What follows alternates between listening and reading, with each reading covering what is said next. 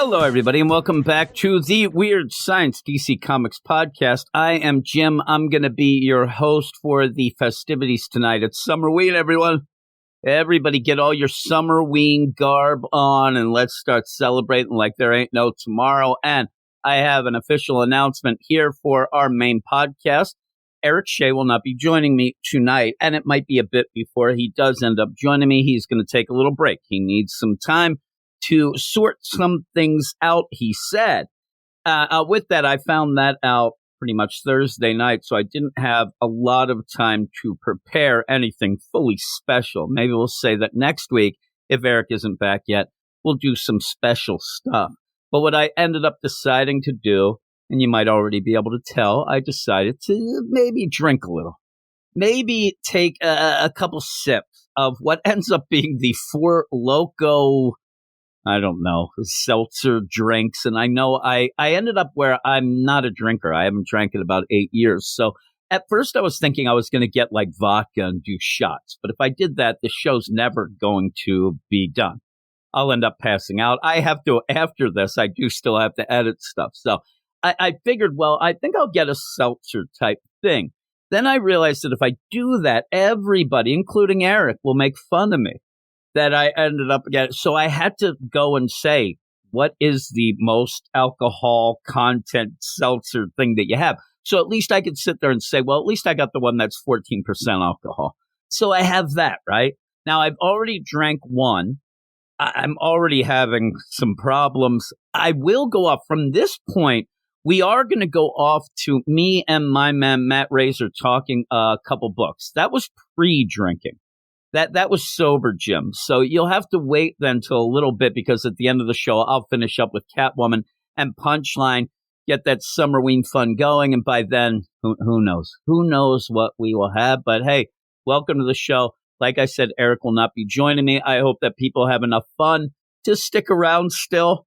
That's kind of my greatest fear. And one of the things that this ends up doing, and I think that we all have to sit back and let Eric have his time off, right? We ended up where, and you'll hear in the mail, in a weird, timely way, that Batman Beyond Mark sent in a mail that we have done 450 weeks straight of podcasting. We haven't taken a day off. So I would say that Eric deserves a day off. But when that happens and I end up having to come on like this, my biggest fear is that people will actually realize, oh my God, Jim is an idiot. Jim is a jerk and we don't want to listen to him, and just bail. So, bear with me. And maybe if people like Drunk Jim, maybe Drunk Jim will be the host, for the time being. Suddenly I'll just become a raging alcoholic, which, that might be better than some other thing. I don't know. I was just thinking, I was going to say Meth Jim might be worse than raging alcoholic Jim, but I think both are probably pretty bad. But again, Summerween, everyone. It's Summerween. We have a bunch of Night Terrors books. I didn't enjoy any of them. There is a bit of a foreshadowing. And also, I would love to say here, I usually don't feel like the things kicked off until I say that I feel like shit. I haven't slept very well, and, I'm tired. So there you go. But add to that drunk, because as I'm talking here, I'm telling you, I'm feeling it. I'm feeling it pretty bad. So I don't know that I'll ever get to the end. So that's the other thing. If all of a sudden you're listening and things just cut off or whatever, that's because Drunk Jim took over. But hey, thanks for joining me. Episode 498. We're so close to episode 500 coming up. I would think, doing the math, that's in a couple weeks. That's what I think. But in the meantime, if you want to help support this nonsense, you can head over to our Patreon. Our Patreon's at patreon.com/weirdscience. And there you'll get a plethora, times like 50, of podcasts that you can listen to. But one of the big things that we push each and every week is that certain show, that DC Comics Spotlight badass show that is picked by the badasses of the Get Fresh crew. They end up picking 2 books, and they have continued the trend where they pick non-spooky books for the deal. And I'll tell you, they're non-spooky books. That doesn't mean they're good, because I'll tell you right now, they weren't. But they were books. They were non-spooky. I'm trying to get my notes here. Things are going to be a little awry. We ended up talking about 2 books, and I ended up doing this by myself. Again, this kind of came out of nowhere that Eric wanted the time off. We were about to record the spotlight, and we ended up not being able to do that. So then everything got shifted, day late, dollar short. But I ended up doing Hawkgirl number 2 and Tales of the Titans number 2, a Raven issue by Tini Howard that actually was kind of garbage. Both of those, in my mind, were kind of garbage. But if you want to listen to that garbage, as the French might say, go over to our Patreon, patreon.com/weirdScience, and you'll get a ton of other shows, reading club podcasts like The Walking Dead, Hellboy, Teenage Mutant Ninja Turtles, all of that jazz, as well as other fun things. But as we're going on here, I better kick this into high gear so that I don't fall asleep while this is happening. And maybe what can happen here is we'll do this into what is a drinking game. Since I am already there, I'd love you all to join me in the festivities. So maybe the drinking game would be if I say nonsense, if I say hooey, if I say or hit. If I hit, it doesn't matter. Doesn't matter. That's definitely a shot. That definitely would have to be. But anything like that, Summerween, you pick. Just pick words that you like to hear. And if we end up doing it, you take a drink. And then probably within 5 minutes, you'll be up to my level. Though, again, I have no tolerance. No tolerance at all. My tolerance is really low on 2 things: alcohol and night terrors. So this will be fun, or maybe the concept will be. But as we always do at this point, I'd like to give a shout out to everyone in the Get Fresh crew, but also specifically the badasses of the Get Fresh crew. This is their roll call. Usually I mess up because I get nervous because Eric's going to yell at me. But since he's not here, I'm just drunk. Here we go. We have Stephen Bad Dad Mitchell, Trevor, Dad Nation, yeah, Eric K, Jeffrey Greek. This is Night Terrible. Oh, it is terrible. The Annihilator, Ted Probst, I Love Punchline, Stork, Michael S. Cam, Matt Razor. He's going to be joining me in a little bit. D-Man 3000, Niels T. Wart, who let me know that Falco is not German, he's Austrian, but we both agree he's sexy. David Fink, Stephen Baum, Jason Colby, Sue42 to you and me, Michael G, Ken Halleck, Comic Boom Roque, who I'm probably going to end up relying on going forward as well to maybe join me for a couple books. Tommy Dreamer, he's a dreamer, all right. Mark Jager, Bill Beer of the Bat Pod, Ruben, Carlos, No Wolf Marv, Matthew Rapier, Luke Hollywood, who might be like half as drunk as him right now on just a normal Tuesday. Simon, Luis, Manship, Andrew in Belfast, talk to him. Swanee, Anthony G, Josh Vermillion, Batman Beyond, Mark, Brandy, Murray up there in Buffalo, and Double A Ron doxing his ass in Minnesota.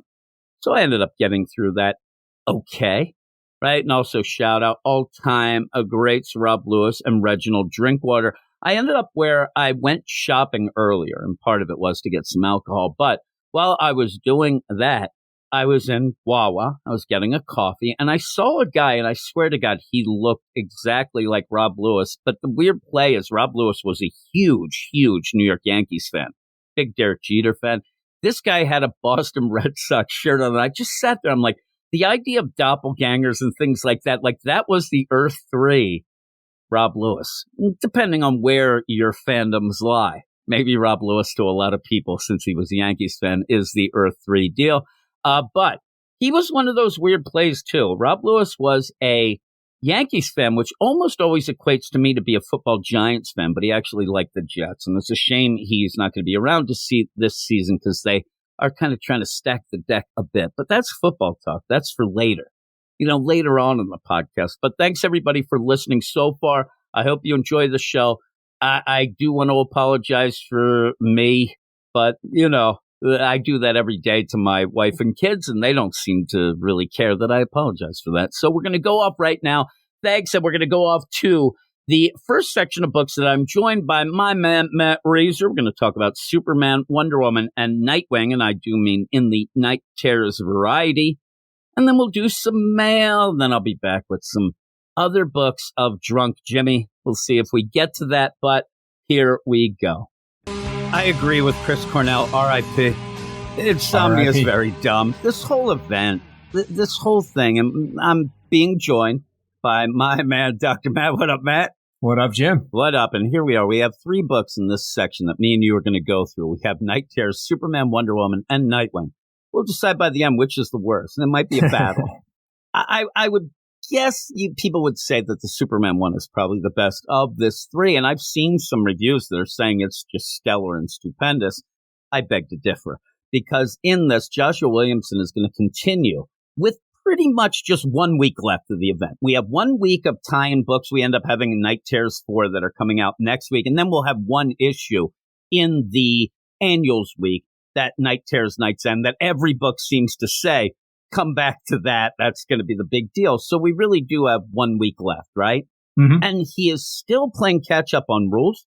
He still seems to try to want to figure out how to make things work in this tie-in that really by this point where, and when we get into it proper, we'll talk about the idea that when you do something ridiculous, you can just kind of, well, it's comics, but when you keep bringing it up and you keep changing it up, it ends up being a big sore thumb. It really does to me, where the idea of just stay loose, like the idea that the world has everybody fall asleep, but nobody got hurt. That's something at this point, if you're reading and reviewing the books, you have left that behind. You may not agree with it. I may still think it's bullshit. But at this point, with a week left, I've kind of come to terms with it. That's what this story is. And let's move on. But yet Joshua Williamson in this issue of Superman is still trying to make sense of that stupid thing that he was stupid enough to start out with. So, and I don't get it. I don't get what he's doing. He also throws in characters that, okay, you have a lot of these. I said I love the Nightwing, or not the Nightwing, please forgive me. I don't love the Nightwing. The Green Lantern, Jeremy Adams. I like that a lot because he did some things with the character of his own book. Joshua Williamson will do that in this issue of Superman. The problem is, though, you're the architect of this whole event. You got to do more than that. That, Jeremy Adams was doing that because he was, trying to grasp at straws because he had no idea what the event was. Nobody told him. So he's like, well, fuck it. I'm going to end up doing something for my own book. But when you're Joshua Williamson, you should know all the information, though, as I read this. I'm not sure. But you end up where by the end, you got to use your tie-ins. And you have Batman and Superman, pretty big books. Pretty big characters. Yep. So if you're going to do that, push it. It does a little, but again, it does it in a way, to me, it's like catching up. It's catching up with your own fumbles, and it's not going to work. But here we are. Welcome to Night Terrors Summerween, Matt. How have you been enjoying the Summerween so far? You loving this? No, I'm ready for it to be over, quite honestly. Most people are. I think maybe that might be one of the reasons Eric bailed. He's like, screw this. And I don't know. That's the thing. Eric usually, while our scores are usually lower than a lot of people's, that's just because we try to be pretty realistic with our scores. But there aren't many times where you could actually point out, like you probably can point out with me every other week, that Eric, oh my God, he's so depressed with all these books. He seems like he's out, but I don't know. This kind of seems like it might have been that combined with a bunch of other things. I'm not sure. Yeah. I actually think that what he needed a break, right? It doesn't matter. He figured this doesn't matter. So if he's going to take a break, I think maybe he decided I'll take the break now because everybody's waiting to come back in September. Though what he said at first was, well, you don't have to do, like, maybe I would take a break, or I'd get some people like you to join me, which I ended up doing because I said, there's a lot of people that end up talking to me and saying that they don't want to get involved in this Night Terrors nonsense, but thank God you guys are going through them so they could at least hear what is going on in case it's important later. And that's why really I wanted to do these. I had, kind of for a smidgen of a second thinking, well, maybe I'll at least take this 1 week off. And I'm not even going to say that as we go forward. I have no idea right now. I may have to end up skipping 2 of the Night Terrors books, Punchline and Catwoman. I may do them. I may not. I told you and I told everybody else, if I do end up doing them, I'm going to get drunk and do them. I can't do that by myself and get through this nonsense without being drunk. And just as an aside, I did purchase some alcohol for that. So I had that intent, but we'll see. We'll see how much this drives me nuts, how we get through this. But as we already probably should have given the credits and started with, we're going to start with Night Terrors Superman number 2 of 2. It is The Maid of Mayhem, it's called. Written by Joshua Williamson, art by Tom Riley, colors by Nathan Fairbairn, letters by Ariana Mayer. I do like the art. I think that, Tom Riley's art gives it that old school kind of look. You even said it's like the cartoony-ish, animated. Yeah, I liked it. And so when you get into this, though, we have a couple things that were odd. And the rules have been all over the place in these times. But again, this is Joshua Williamson. He knows the rules. He should know them. He should have them set in concrete. And we ended up having Supergirl bash her way into the dreams of Superman. And people kind of like that. Okay, hey, this is cool. We get Supergirl because she's not going to be featured much. But she's with Superman. They're going to try to figure this out. I don't know how that makes sense. And then in this issue, Lois shows up. When did Lois bash herself in? And it almost feels like at points you're dealing with a proximity thing. But if that was the case, why wasn't Lois in the original dreams of Kara? Why wasn't she there with her? Yeah, because they're right next to each other, passed out. Yeah. She doesn't show up until they kind of go meet her. But when you do this, nobody can tell at times. We're going to have that problem in Nightwing. I even saw people debating it. The idea where you would have a Lois in a Superman dream. But is this the real Lois or is it a dream? It's a real Lois who's having her own nightmares that end up getting combined in here and it makes no damn sense. And all it is to just have Lois here suddenly. But you start off with Superman and Supergirl. Supergirl actually starts off and she is back on Krypton, the ruins of Zan, and she's walking around with her father. This is a scene that we've seen different ways all the time. And you end up knowing, okay, this is classic deal. She ends up passing her test. She goes out. But this becomes the nightmare. Oh, no, this didn't really happen. But then it's like the lesson learned here is what ends up being the power from within later. It all gets screwy. But her dad ends up getting killed by That's Doomsday, isn't it? This deal. Yeah, it looks like it would be Doomsday, but that wouldn't really even make sense. No. It kind of does. But it ends up coming to attack. But then she wakes up. My dad's not supposed to die like this. He dies much later. Yeah, he dies much later when the planet blows up, and I'm upset about that. But oh no, it's funny. She's like, well, that was a quicker death. But again, maybe a planet blowing up would be quicker.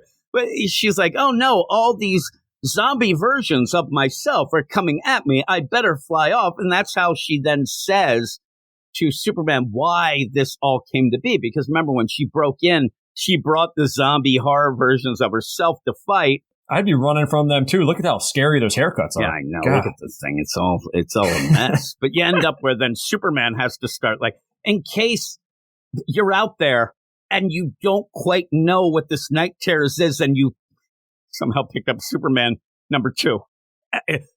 Hey, Kara, this is all Insomnia's deal. He's trying to find that Nightmare Stone. But get this. If you're following the event and you read Night Terrors #3, which came out last week, you know this is all bullshit. You know that he didn't find it in any of these nightmares, and he's already found it. They've already found it. Dead Man as Batman, Damian, all that, they have it. So you're just like, all right, this doesn't matter. I mean, it really is what I was saying. We know it doesn't matter, but it's really kind of, it makes it more sad when you realize as you're reading it, no, he's not going to find it. So Superman. That's the actual Superman, not the Superman of her nightmare, right? No, this is actual Superman. They ended up combining into the deal. But sometimes they might have a nightmare where they have their own Superman, and Superman exists somewhere else, and it's a mess. And so this is where this was Superman's nightmare that Kara ended up punching her way into and bringing those zombies with it. So it's the real Superman. But again, when you see Lois later, you can at first say, oh man, is this the real Lois? Is it not? Is it that? This? It seems to be the real one. And there's no rules. There's not even rules really in the book written by the architect of this event. And I like to say architect because to me, I'm throwing shade because he's not quite the architect that DC wants you to think he is. So they end up trying to fight through this. In the meantime, we did see in the last page and then the cliffhanger of last issue that Aquaman and Mara, the Aqua family, they were awake and they went to get Superman's body. And that issue, for some reason, Aquaman decided to talk like a pirate to the point where Mara had to scold him and say, don't talk like a pirate, honey. And so, I don't know. I was waiting for more pirate talk. It's not happening in this issue, so they must have stopped. No, they don't do that. It was just he took the advice. So in this is what I was talking about. When you end up having everybody fall asleep, and then Joshua Williamson says, well, everybody's fine. Not one person got hurt. So not one person was making all those dinner. planes that are in the air would be everybody survived. But they were showing that as being, the robots because robots don't fall asleep. So the robots had all saved them. But then I think that people started bitching and you only showed like there's only 5 robots that it would be, or there's only, and then he has to do more because why a week before the end of this whole event, suddenly we're shown that the Atlanteans didn't get affected by this nightmare wave, turn it into something that their inner ear is able to take away. It's a sound wave now. They say at one point, well, it's kind of science and magic. It's nonsense. And here's the thing. In a nightmare realm, I still think it's bullshit, but you can get away with fudging things because you have nightmare dream rules.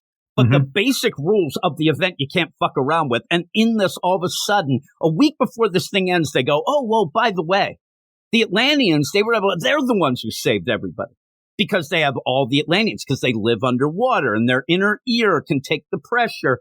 And I'm sitting there thinking, okay, are you playing this idea that, say, a Wonder Woman doesn't have, or a Superman, while he has super hearing, the idea of pressure, I've seen Superman go underwater in space, other planets where he has a stronger, he's from Krypton that has a heavier gravity and all that stuff. Yeah, he would have adjusted probably to Earth in the deal.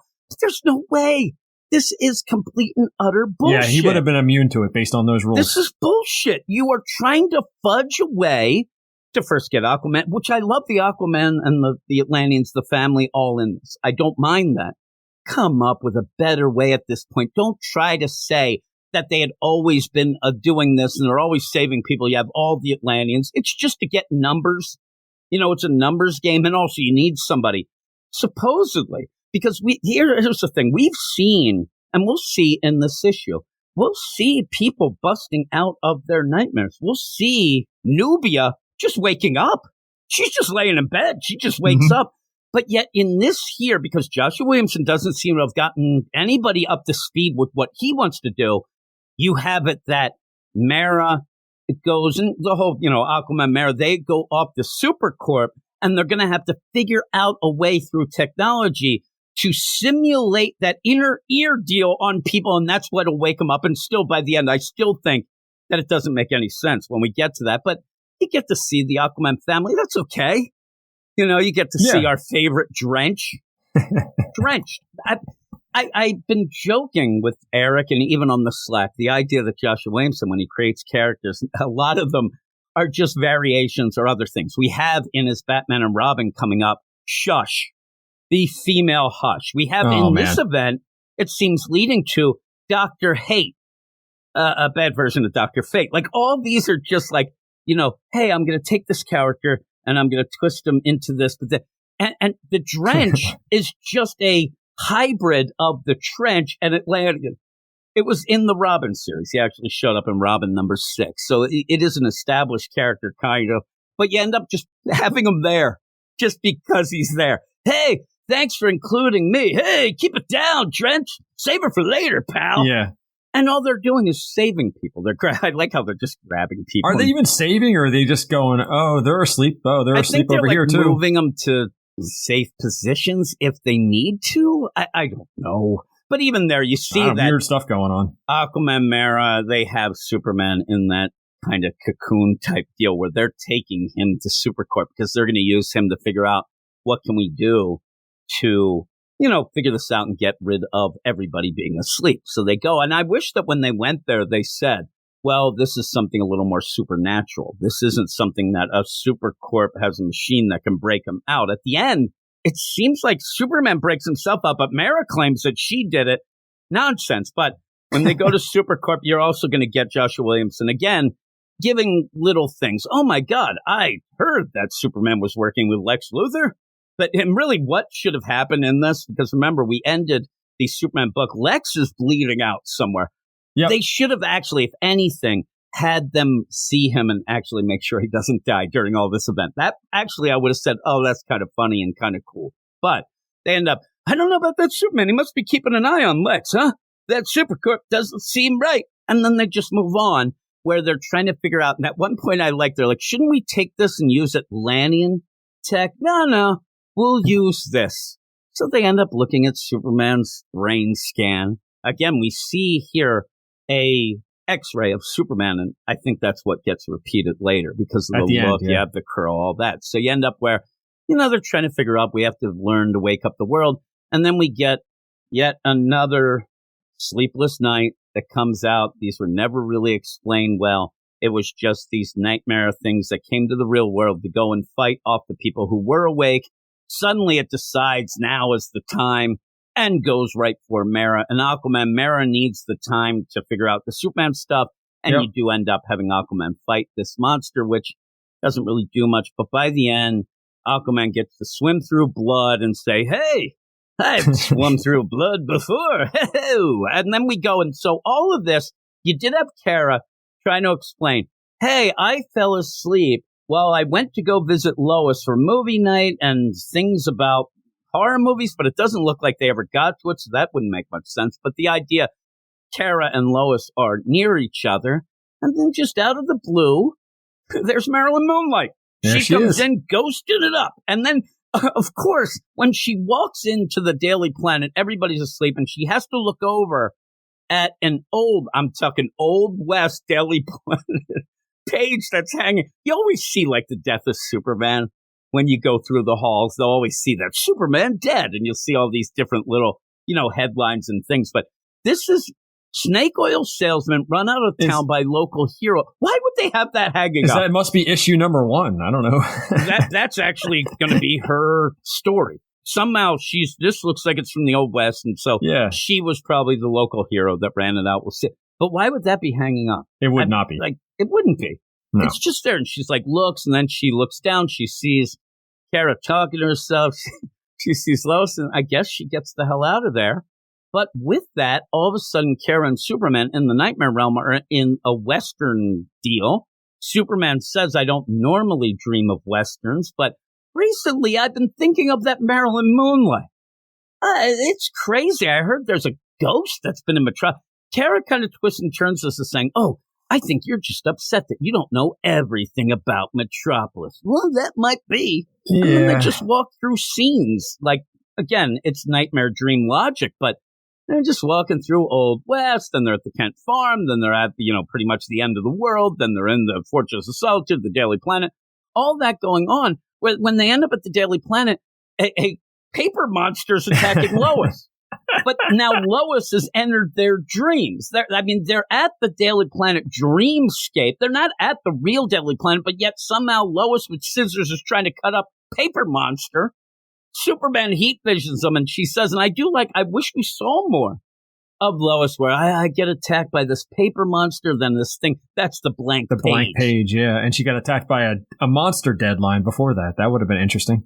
So that's cool, probably a deal. Me and Eric at one point were talking about having a villain that's called like the Editor, and they would have had one of the actual sidekicks would have been Deadline. We had all this not rewrite. We'd have where it would actually be able to like phase you out. We had all this goofy stuff we were talking about one time. But yeah, there's Lois. Oh, thank you so much. But now they're all in the dream together. Yeah, they're all together. No real reason. But then you end up having that future Super Reaper show up, grab the Daily Planet ball to attack, and then Kara remembers back at what her dad said in the nightmare or the real world. Oh my God, you got to end up, knowing and understanding the present and the future. Don't let it control you. Oh, that's it. And then they just end up fighting this nightmare deal and throw him into the sun. It's not really any fighting. He just throws him right into the sun or flies him right into the sun. I guarantee we're going to see this thing back again in the Night's End deal at the end. And then the sun blows up or something? Yeah, the sun, I guess that's just an explosion of him hitting it. And it's like, nice, cuz.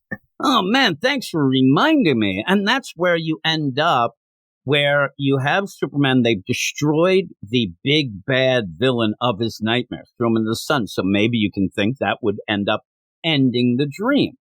But you end up where Superman's saying that, Mara yells, it's working.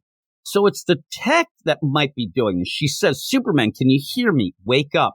That's what I think actually wakes him up. They just needed to shake him and yell, Aquaman's fighting Blood Monster, everything's going. And then suddenly Superman does wake up because it's so weird to be fighting a blood monster where the blood monster's saying, Blood never quits. This is the worst dialogue. Blood never quits. Blood is forever. Blood. And then you end up having Superman says freezes. So it's so goofy. Because he wakes up just in time to freeze the blood monster. He freezes the blood monster. So the trash shit talking, blood monster is like nothing stops it. Well, there's a lot that could start the fire, freezing it. You know what I mean? Maybe getting a clotting agent somewhere. It's not blood thinner. But it ends up there dead and frozen. And then Aquaman says, "Grossest popsicle ever." And then, so what happened? So here's the thing. What happened in the dream? Did the dream nightmare end, Superman's nightmare end, because he defeated his deal? We've never had rules that that's what happens. We've had people punch into each other's dreams. We've had Lois just show up in a dream or nightmare. And so, but this is, to me, you are Joshua Williamson setting up that they're going to have a tech way. And I think it's going to be like if you did, read the James Tynion penned Batman and Robin Eternal, and even tying in with the Grayson series, you had the Somnus satellite that ended up broadcasting things. I think they're going to get a satellite and use whatever tech that they figured out here that was able to wake up Superman. They even say now we'll be able to wake everybody up. So I'm assuming we're being told that it was the tech being done on Superman's body, and you know where I'm going with this. Mm-hmm. The tech on Superman's body was able to wake him up. We don't really have a rule of if you're in somebody's dream and they wake up, does that mean you? But suddenly Kara and Lois are awake. Because Superman's awake. But their body, but the problem is Kara was in her own nightmare. But then she punched into his. So was Lois. So why are they awake when it seems to be a tech thing that woke up Superman? And whether it was making his ear, it looked like what they were doing on that scan was doing something to alter his ear, his inner ear, so that the nightmare wave, sound wave, whatever, it's not going to affect him anymore. Yep. That would have not done anything physical to either Kara or Lois. It wouldn't. They would still be asleep. Now, if Superman ends up here, says, okay, I'll be right back, because he knows they're asleep at the Daily Planet. Kara told her. They even went, he could just go over and get them and say, and they could, here, do it for Lois and do it for Kara. Okay, well, this will be good because we can check if it really does work on everybody, especially a human Lois.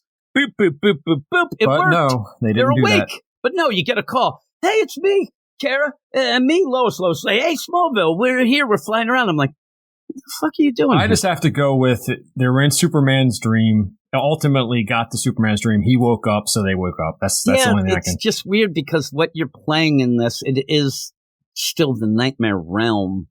I don't know. Because again, they're going to end up trying to wake up people, and when they do it, it's all wonky. It kind of has to be the satellite option. Weird in the Wonder Woman book as well. It's tough to tell sometimes what is going on, but this is supposed to be. It's Joshua Williamson book. He should be able to tell it clear and concise and let us know. Just the idea that me and you are debating it. I'm sure that some people agree with you, some might agree with me. But the idea we're debating it is the problem. There are no rules. This is crazy. This should be set rules. You should not at this point in the story say, oh, by the way, it's inner ear shit. This is what he keeps doing. He did this with the villains and everything in Dark Crisis. You started changing up rules and major parts of the issue right before it ends. And you can't do that. This is bullshit. The guy, while he might be a fine writer, I'm enjoying his Superman. Yep. He's not a guy who should be doing events. He cannot tie things together himself enough to even do an event book by, his deal. And then it seems like and again, you want to ask me why these other writers have never been told the rules? Because he didn't know the rules when it started. How can you tell the rules when you don't know them? It's bad. And I see these reviews. 10 out of 10. It's the greatest. Please read these things and think about them. But you end up ending then where you're going to tie into the big Joshua Williamson story, not just Night Terrors, where it looks like, hey, I got to go over to the Justice League, the Hall of Justice, where it all started. He's just going to go. I swear to God, he better be going there to get that fucking Dreamstone. Because of anything in my mind that can fight the Nightmare, in the logic that Joshua Williamson does, the only thing that's going to stop the Nightmare Stone will be the Dreamstone. They know where it is. It's what they thought was getting, grabbed in that first issue, but he was looking for the Nightmare Stone. But he goes over, and then suddenly we just see the Hall of Justice in what looks still like a nightmare realm, because you have all of those vines and things. There's a lightning, you got the purple sky. And in that you see, again, what to me definitely 100% looks like a X-ray of Superman. Yep. And in that, boom, zoom, zoom, zoom, and you have Brainiac symbol on the skull. I'm like, all right. Yeah, it pops up and then it disappears. Is that something happening way in the future or finishing in Night Terrors? But it seems like it's happening in the Nightmare Realm, the way that it looks there. I don't know. Or is this awake? I don't know. But it says to be continued. Like everything else in Night Terrors, Night's End. Is this Night's End book? It's going to have everything. Is it 950 pages? Yeah, it's going to be $20. I told Eric all along, and I'll even reiterate it here, just so when I know, and I know I'm right, the idea that keeps coming towards us, that at the end, Insomnia is just trying to make everybody hate the Justice League by making nightmare versions of them, right? You have that. But in this Night Terrors, another thing that I said, Derek, is what else could we get from that Night Terrors of, oh man, I want to see what happens with Hex and Violence, Zatanna and Robot Man. They'll be in one page punching somebody. Yep, one They'll panel. be like, oh man, thank God we have all the heroes. One panel, them punching somebody, yelling Hex and Violence. That's it. There's not enough room in this ship for all this stuff. But I guarantee they'll be fighting the nightmare versions of this freaking nonsense. But it also says, and Superman's Adventures continue in the annual that came out next week and on sale now, and Superman number 6 next month, which I'm looking forward to. I want to know that how the hell, and again, Joshua Williamson making up bullshit, how the hell can you end up slicing and dicing Lex and then have all this time happen and he's not bled out because he was bleeding out? Somehow they'll say, well, when you fall asleep in the nightmares, it ends up stopping everything. And we see that that's not the case. We see he would have bled out. He would have passed out. Yeah, we see all of that. Dead. So it's going to be, I can't wait for that. It's going to be some bullshit. But what would you give this? Oh, man. I like the art a lot. The story is what it is. Doesn't matter. It doesn't matter. Exactly. 5.5 for me. Yeah, I think I'm a 5.5. I like the art a lot. Yeah, I couldn't that say anything bad about the art. I really like it. And that's the thing, too, in parts of this. I know these are nightmares, but we're past that, too. Some of these books end up being jokey. Some of them end up, and this art actually looks like I want to have fun. You jump in like, oh, this looks like really cool and fun. And then I'm just like, what are the rules? Well, I need some rules. This is an event. You need to say, and when you end up just as one last bit with Joshua Williamson and rules, you're using, and a lot of people are, everybody, the nightmare logic, right? Dream logic. That's already illogical. So without a set rule, what are you doing then? Because you never know. You said you don't know if that's Superman for real. Is he there? Is he this? There's no way to tell. You got to come up with this. You got to think these through. And I think that that's where a lot of times in the past, I'm talking, classics, that I think that the writers got together and thought it out to the end, saying, okay, and then when you're doing that spitball and well, what happens if somebody says, oh, you're right, let's put that in the first issue. We'll explain that here. We'll do this. If we want to do that, we'll do that. He seems to be just on the fly. The idea that he wants to have Aquaman show up, now you have to make up some fudged-ass way to get him in here that then goes against things that you saw before or should have been explained before. It's just not well thought out. I don't think he's a thinking out guy. I've heard him talk. He's worse than me with his flightiness. He's all over the place. Like, if you hear him talk, he's very enthusiastic. I think he loves comics. I think he cares about this, but so do I. That doesn't make me a great writer. You know what I mean? There's the things, and I think that he's good enough if he can be reeled in, contained a bit, but when he tries to go big like this, he tries too much. He gets too excited. He loses track of what he's doing, but also I think he gets like, ooh, this will be cool, but it's already too late. If you think something's cool and you're going to, by issue, 4 of whatever, you gotta stop. Just whatever, on issue 4, 1 week left. I think establishing the rules have been great. I mean, for me, number one rule would have been, you fall asleep, you go into the nightmare realm, everybody's a shared experience, everybody's dealing with the same thing. It's not separate dreams and all that. That's what I would even like the idea that if you're in the nightmare realm and it's spelled out, yes, it's your own dreams, but it's one nightmare realm that can be entered in a different way. And you got to figure that out. Have Batman figure out what's going on. And then they all gather, because maybe it would have been cool that as you have, some people awake trying to figure this out in the regular waking world, you end up in the dream nightmare realm. They're gathering up, and you actually even have like the Justice League come together, all these to fight their way out and then bust figure it out from that end. By the end of this, if this is just a satellite, that's not fun. That's not great. That's just a fudge to get them out of there. That's just a way to have everybody wake up at once. Yeah, after the Justice League and them fight out, then they can figure out what you do with the, me and you. Because at this point, me and you are sleeping in our nightmares, but nobody cares about those. Nope. Let's see some really cool fighting. And if you do that, you're also getting something where it'd be kind of cool. Synergy amongst the books. You could have seen, and I would have liked to have guessed where the Nightmare Stone was. I would have liked to have maybe even seen, we find out, oh my God, it's in the Nightwing book, but all the rest of the heroes have to go and guard it or something. But everything just is a hodgepodge mess. Did I say 5.5? I'm down to a regular 5. I'm down to a regular 5 now. We keep talking. I'm just going to keep going down. Going down, down, down. But we're going to go to the next book. Here we go. It is. It's Wonder Woman. It's Night Terror's Wonder Woman number 2. This has 2 stories in it. I don't know which I like less or more, but we'll get through this. And again, people did like that Superman book. I saw some good reviews for that. And maybe people have their reasons, whatnot. And at this point, maybe when I'm saying maybe what I should go with, none of this really matters. So let's see if we have some fun. But it's still in that done by Joshua Williams, and I get upset. But then when we get in this Wonder Woman book, it's not fun. I like Juan Ferreira's art because the first part is written by Josie Campbell, Juan Ferreira on art, Pepper. So on letters, I like the art a lot. Yeah. But you're definitely not doing anything.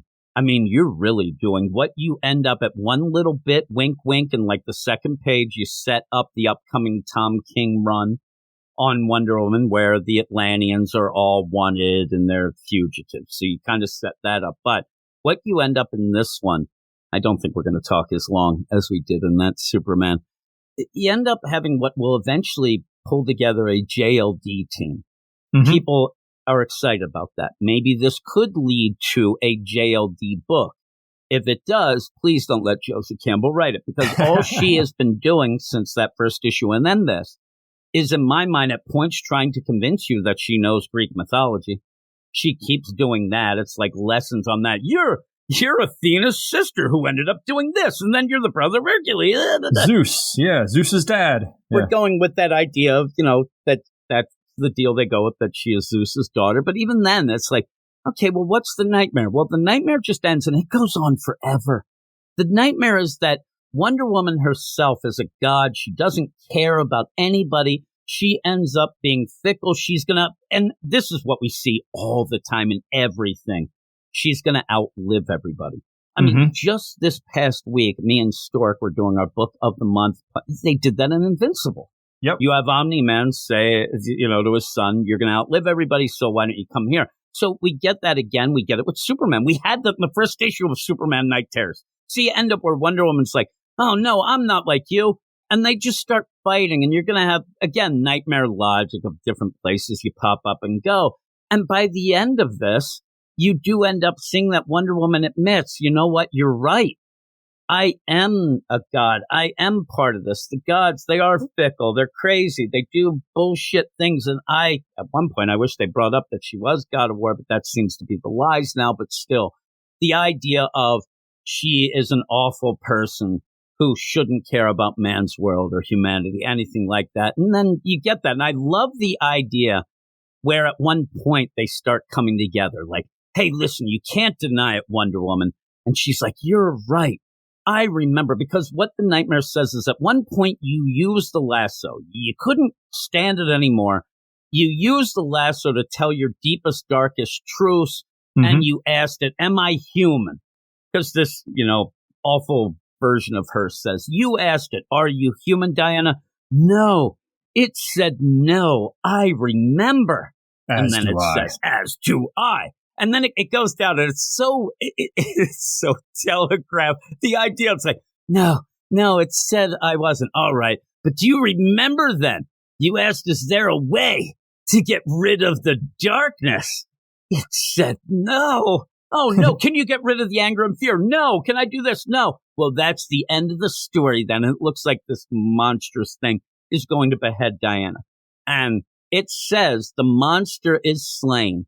And then Wonder Woman in a great panel, because you see that sword coming down. Yeah, about to chop her head off. Yeah, just as the story promises, a hero rises. And then blocks the sword. I'm like, oh, shit. Because we're about halfway through now. That it feels like I've read 50 pages by now. We're halfway through. Now we're just going to fight again. And so you're like, oh, God, here we go. So then it's like, I end up knowing that I'm bad. I know I'm awful, but I'm going to take you down because I'm able to reach into there and use and recognize myself. So I end up shaping. It's the fear doesn't shape me. It's not the anger. It's me. And my goodness, I'm like, go fuck yourself. I was so angry at this, like, all right, so what we're just going to get is Wonder Woman realizes that she has that nature that she was born with, but nurture has taken over. She's learned to be a better person. She is a better person. So by the end of a nightmare that means nothing, we're told that Wonder Woman's a pretty awesome gal. She's pretty awesome. Yeah, we're told that a lot. We know that. We know that. And this is where I said, I mean, this goes hand in hand. Now I say this, it's a book that won an Eisner, so people give me crap. But the Nightwing book by Tom Taylor, regular Nightwing book, not this Night Terrors bullshit, is just the idea of, hey, isn't Nightwing great? And I keep saying every time we review it, I kind of know that. Yep. So when you get this, what is the purpose of this issue up until this point? Because then we do get the JLD, but the purpose for about 15 pages in my mind is Josie Campbell is giving you an interview type deal, trying out to say, please let me write Wonder Woman. I get Wonder Woman. All it is saying that Josie Campbell, look, I get Wonder Woman. I get that she should be evil. She should be awful and angry and fickle, but she's not because she's so great. She's Wonder Woman. Like, really? Like, it's a nightmare to get through this nonsense because we all know this and we know it doesn't matter because it doesn't, but it doesn't do anything.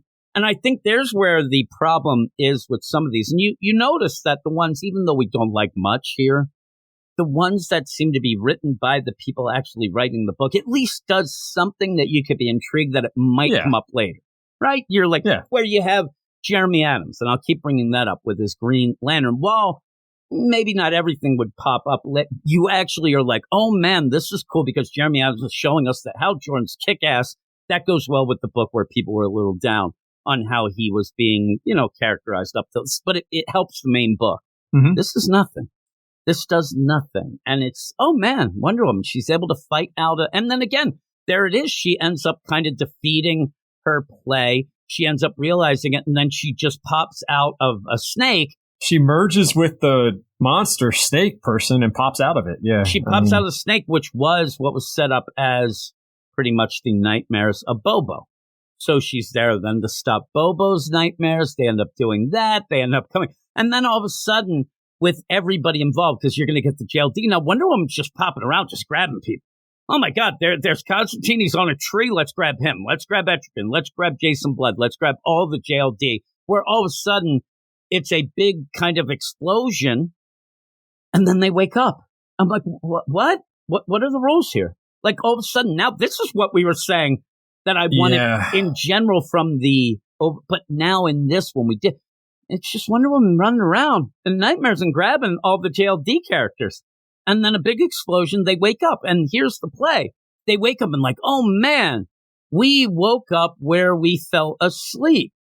No, there's been changes here. In the Zatanna book, Bobo and Wonder Woman were moved to a panic room. I think that's a weird line to try to make you think that even if you were moved, you'll then still go back where you were. But that doesn't make sense. Because then when Superman, actually, I'll tell you, Superman woke up in the Superman book we just did. Mm-hmm. He woke up in Supercorp. He did not wake up on that shore that they found him. So I'm calling bullshit on all of this. I know this is a nitpick, but it's nonsense. The writers didn't talk to each other. Yeah, they didn't talk to each other, so they don't know what's going on. At that point, when you get the explosion, I'm like, all right, it'll just say, go to... No, we still have more pages. What are you doing? And then you end up where they look outside, and this is where you get that first deal. Oh, no. outside in the waking world, the nightmares have entered. Oh no, these creatures, like I said, would happen. We're just seeing a little with a crab monster and stuff. I think this guy ends up falling down and is just upset that he may have crabs. But you end up where Etrigan, who comes up and he's got a weird rhyming and stealing going on that I didn't really enjoy. I was trying to follow it. And so they're doing that. Then they get attacked by this crab thing, and all of a sudden it becomes, and I don't know anybody's going to get this, but it looks like the cartoon craziness that's on the Appetite for Destruction alternate cover. It looks just like it. I'll send it to you later. I got to check that out. Bullshit. That's almost like a grenade that comes up, but it looks just like it.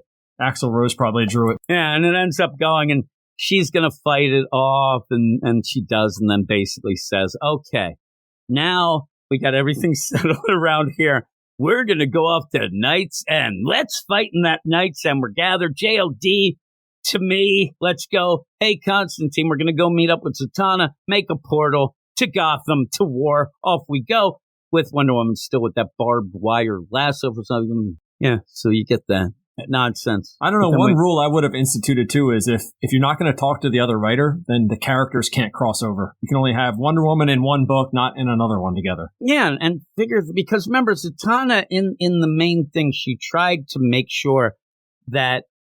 Also, just to say, it's kind of ridiculous if it was like a sound wave that Zatanna did try to do a protection spell, but how did that work? But you end up where Wonder Woman and Bobo just fell asleep, and then that was a main part of that Zatanna book, was getting them to safety in that maze, to the panic room, and you shouldn't. It just confuses things if you're not going to talk to each other. Applesauce if you're not going to talk to each other. Say you have Wonder Woman, don't touch Wonder Woman in another book. And maybe it's one of those things they didn't even know. I don't know what they knew or not, but then we go to the backup with Nubia, written by Stephanie Williams, seems to be the Nubia person, Megan Hetrick on art, colors by Marissa Luis, and letters by Becca Carey.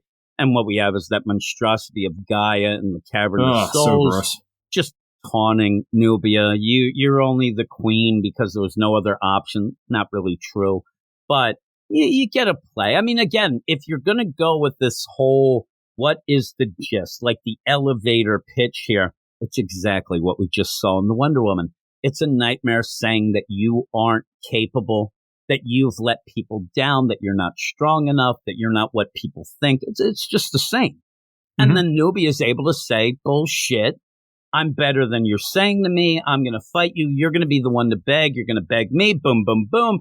Ends up fighting out, rips out the eye of the monstrosity of Gaia, ends up pretty much just slicing and dicing her, to then have the souls in this Cavern of Souls. Why didn't you help us? You should have been there. You should have done this. She freaks out. She really, at that point, gets down in the fetal position. Please, I can't. And then she wakes up. And she wakes up just because it's like a startled nightmare wake up. Like, she doesn't wake up at this point. That she's fighting. This would be me and you. We have a dream. We fell out of a building and we end up waking up right before we hit the ground. So what the fuck's going on there? And then she wakes up and it looks like in this stuff, you explain this to me. She wakes up and Io is next to her. Makes sense, right? Uh-huh. Why isn't Io asleep? What happened with her? Why is she awake there? They're just laying in bed. She says, oh my God, you changed, as if she went to bed and wasn't dressed in her full out Nubia warrior garb, but now she is. And then, oh my God, and you end up having Nubia run to, the balcony. Do you see this, Io? Do you see it? She looks out and there's just purple sky. I thought, I think Prince would love this. But I fear our nightmares have invaded the way. Where do you get that? We know it's true. But where do you get that? Where do you look up in the sky and see purple when it seems like Io never fell asleep anyway? You end up and you just woke up because you were startled and say, oh my God, they've invaded the waking world. I'm like, why? Because Io would want to talk about her nightmares. Hey. Maybe you could have played a deal where Io needed saving in the camera. Like something. Yeah. She's just there. What's the matter, Nubia? You just got startled and woke up. Shouldn't she be asleep? Yes, and definitely. Then it says in the word, to be continued in Night Terrors. That's it, just Night Terrors. So that means never to be continued. Night Terrors. It's just going to be Night's End. You'll probably see her. It's like you'll see this balcony scene again. Again, everything's just going to be thrown in, but this is bullshit. This is to the point where if you are getting this 2-issue Wonder Woman deal thinking that it meant anything, the only thing we got in this was in the Nightmare Realm, a poster. Look, you're wanted. You're a fugitive. Oh, okay. This is why. I mean, this is fuck you five. Fuck you! I even love Juan Ferrera's art. I can't give this anything but this is complete and utter bullshit. And again, people trying to have fun. Please tell me where there's the fun of this. And the only thing I can think of is if you've never read a Wonder Woman book and you want to see, oh man, Wonder Woman's pretty good. She has a bit of a dark streak there that she holds down, but she's good and that makes her better. Then have at it. But this is something that's, Wonder Woman 101 being just drawn out. And then Nubia, they don't even know the rules. So in that, what would you give it? I'm going to go 5.5 again, just because 0.0. Juan Ferreira had to work with some crazy script to make this happen, and I give him props for that. So 0.0. I might give it a 0.0. I'm a fuck you 5. Oh my goodness! But we'll end this section of possibly the whole kit and caboodle because I don't know that my voice can take this anymore. I may not get drunk after all, but we're going to finish up. With Night Terror's Nightwing number 2. It's Clumrad. Please, somebody tell me that the nightmare here isn't that they got an oversized issue to tell their story. There's no reason for it. The setup of this story where you ended up having Dick Grayson supposedly kill Batman, but it's in the nightmare world. We know it's a nightmare, so it doesn't matter. I mean it doesn't matter in the way of, are you going to end up where, oh my God, Dick Grayson killed Batman? I mean, I can just imagine. I say to somebody, just off the cuff, hey, get this month, Dick Grayson killed Batman. They might go, oh, really? But most of the time, they'd probably be like, yeah, like he'll come back anyway. But then they go, really?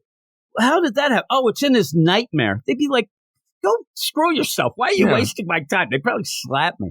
Yeah, so probably. You have that set up, right? Then when you got into Arkham, it's being run by anthropomorphic kids that never makes sense or really play out as Professor Pig type things. Yeah, Professor Pig, but never really is looked into. No. And when you sit there, and if you do sit there through this Nightwing and say to yourself, okay, who would that be? What is the nightmare of that? What would it be? Because some of these you can sit there and think, even in that Wonder Woman, the fear of Wonder Woman and the nightmare is that she might eventually be overtaken by her natural deal of being a god and that she'd get angry and also living past, like you said, that thing.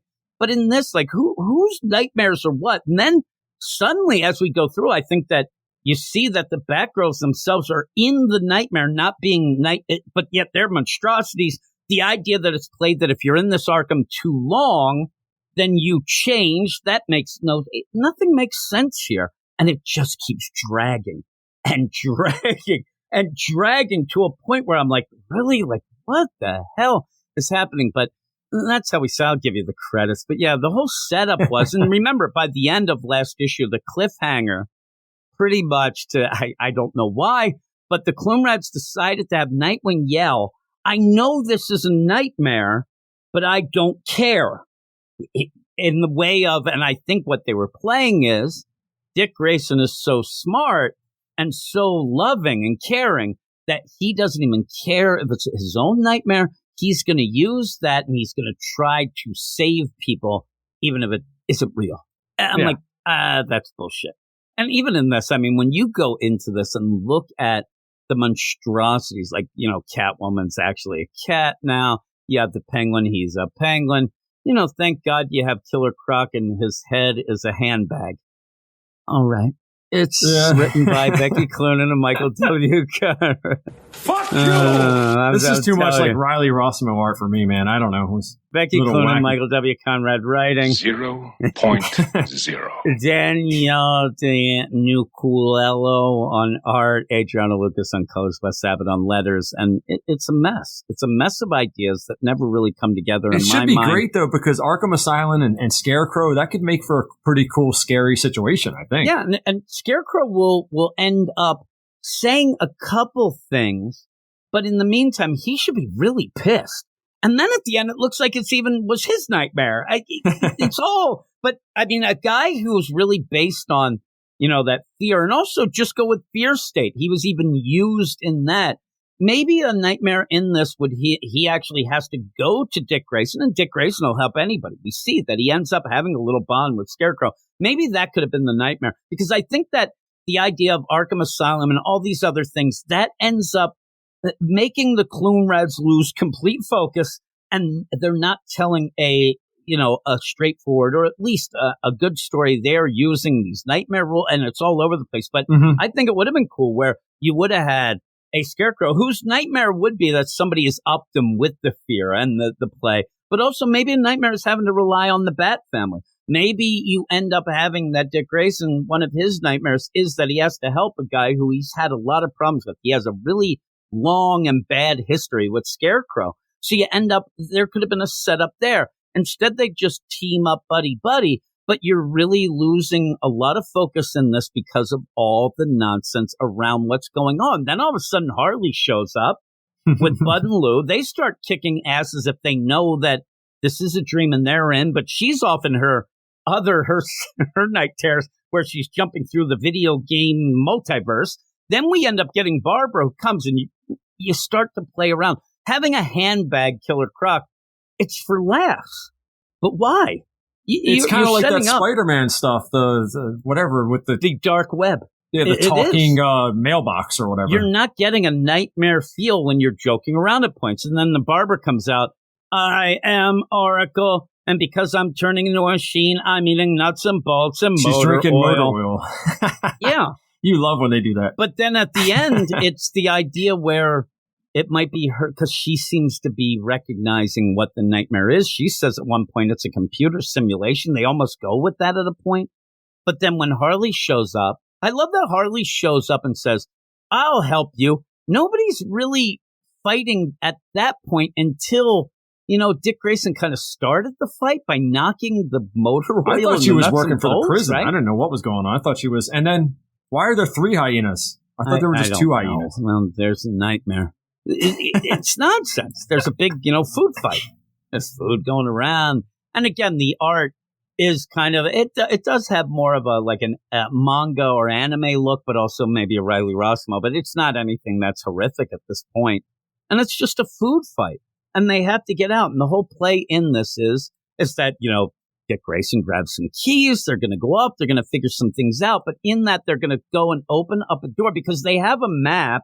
So some people are like, that is a really interesting idea. It's so original and mind-blowing. A map that changes because it's Hogwarts. That's all it is. Like, this isn't anything new. They end up getting pulled in. Nightwing goes into a deal, and he pulls Scarecrow in. So they end up in this side deal, but they're in the back rooms of Arkham. And then I rolled my eyes because the point of this is straight up just creepypasta back room story. Mm-hmm. This is something that's being done at this moment on those creepypasta internet stories. The newer ones of these back rooms, they're just stealing it. They're just lifting that idea, and it's fine to lift. But a new idea like that just seems, you have Arkham. Why aren't you using that to its fullest potential? Exactly. Instead of getting creepypasta things in, maybe hoping people don't know what I'm talking about. And then it does seem... Well, I had no clue until you told me, so... Yeah, but that's what it is. It's the idea of having these beige rooms, these nondescript rooms, and you can't figure out a way out.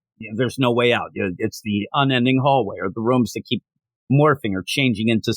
That's all this is. Yeah. So you do get some okay interactions between Scarecrow and Nightwing, but everything's just ends up being wacky because then suddenly Scarecrow says, I had a guy who I was working with, Basil, and this guy ended up saying he was an architect, so he ended up mapping things up. But then I lost track of him because he went in these back rooms. He got lost. So then all of a sudden he's like, oh, I ended up talking to him, but then the batteries ran out in my walkie-talkie. But now they work, and he's on the walkie-talkie.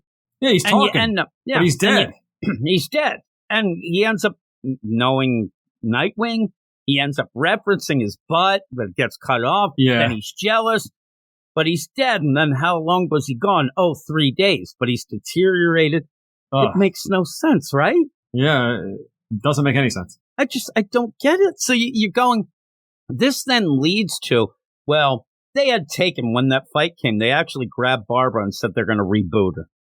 So they had taken her to a room where they end up. But in that, you end up having this Basil say, hey, don't go and save her. She's already gotten a hold of me, and she doesn't want you to be saved. You get out of there. But Nightwing's always going to save people. And what is this monstrosity? You go in, and I'm telling you, this art just throws me off.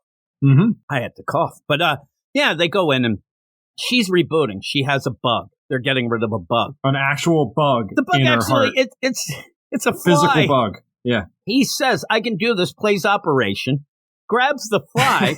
Then he's like, oh, I'm going to help you. She's rebooting 011. She's doing binary code. So right there, I will tell everybody that proves she's not non-binary. She's binary. That's an awful joke. But you end up where they're going to free her. But now it seems like she's in the dream. Like this is really her, the way that she's acting. They even give reference.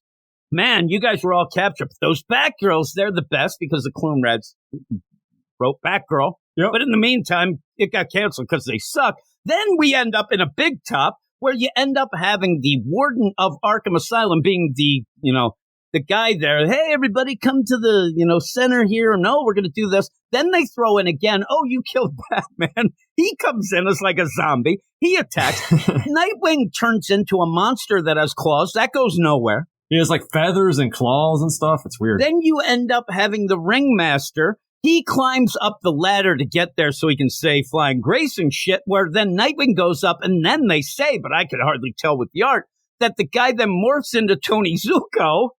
And then Nightwing says, now all of this nonsense. And then Nightwing actually really ends up saying the thing where makes all this is bullshit. Because he says, you think I haven't faced this a million times? So basically it's just a redundant deal to him. And he ends up beating the crap and starts to beat the crap out of the Ringmaster. He snaps his neck. Yeah, snaps his neck. And then, oh, you're so pedestrian.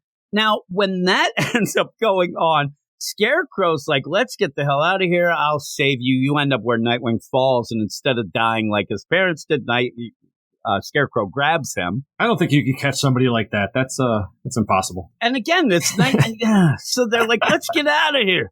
Let's skedaddle. They're all of a sudden the Batgirls show up, and it looks like they're actually not just in they're them in the nightmare as they go, hey, it sucked, because they say, oh man, to get here, we have to go through our nightmares. Like, what the fuck is going on? And again, because the Clone Reds but they ended up doing a series. I think it was 18 issues of Batgirls, right? And all they could come up with for Steph is to say, yeah, it sucked. I saw my dad. Congratulations, assholes. You don't even know the characters that you wrote a series for and were upset it got canceled. That's all you can say. It sucked. I saw my dad. Cass says, I saw myself. Batgirl's still, Barbara, she's still talking machinery.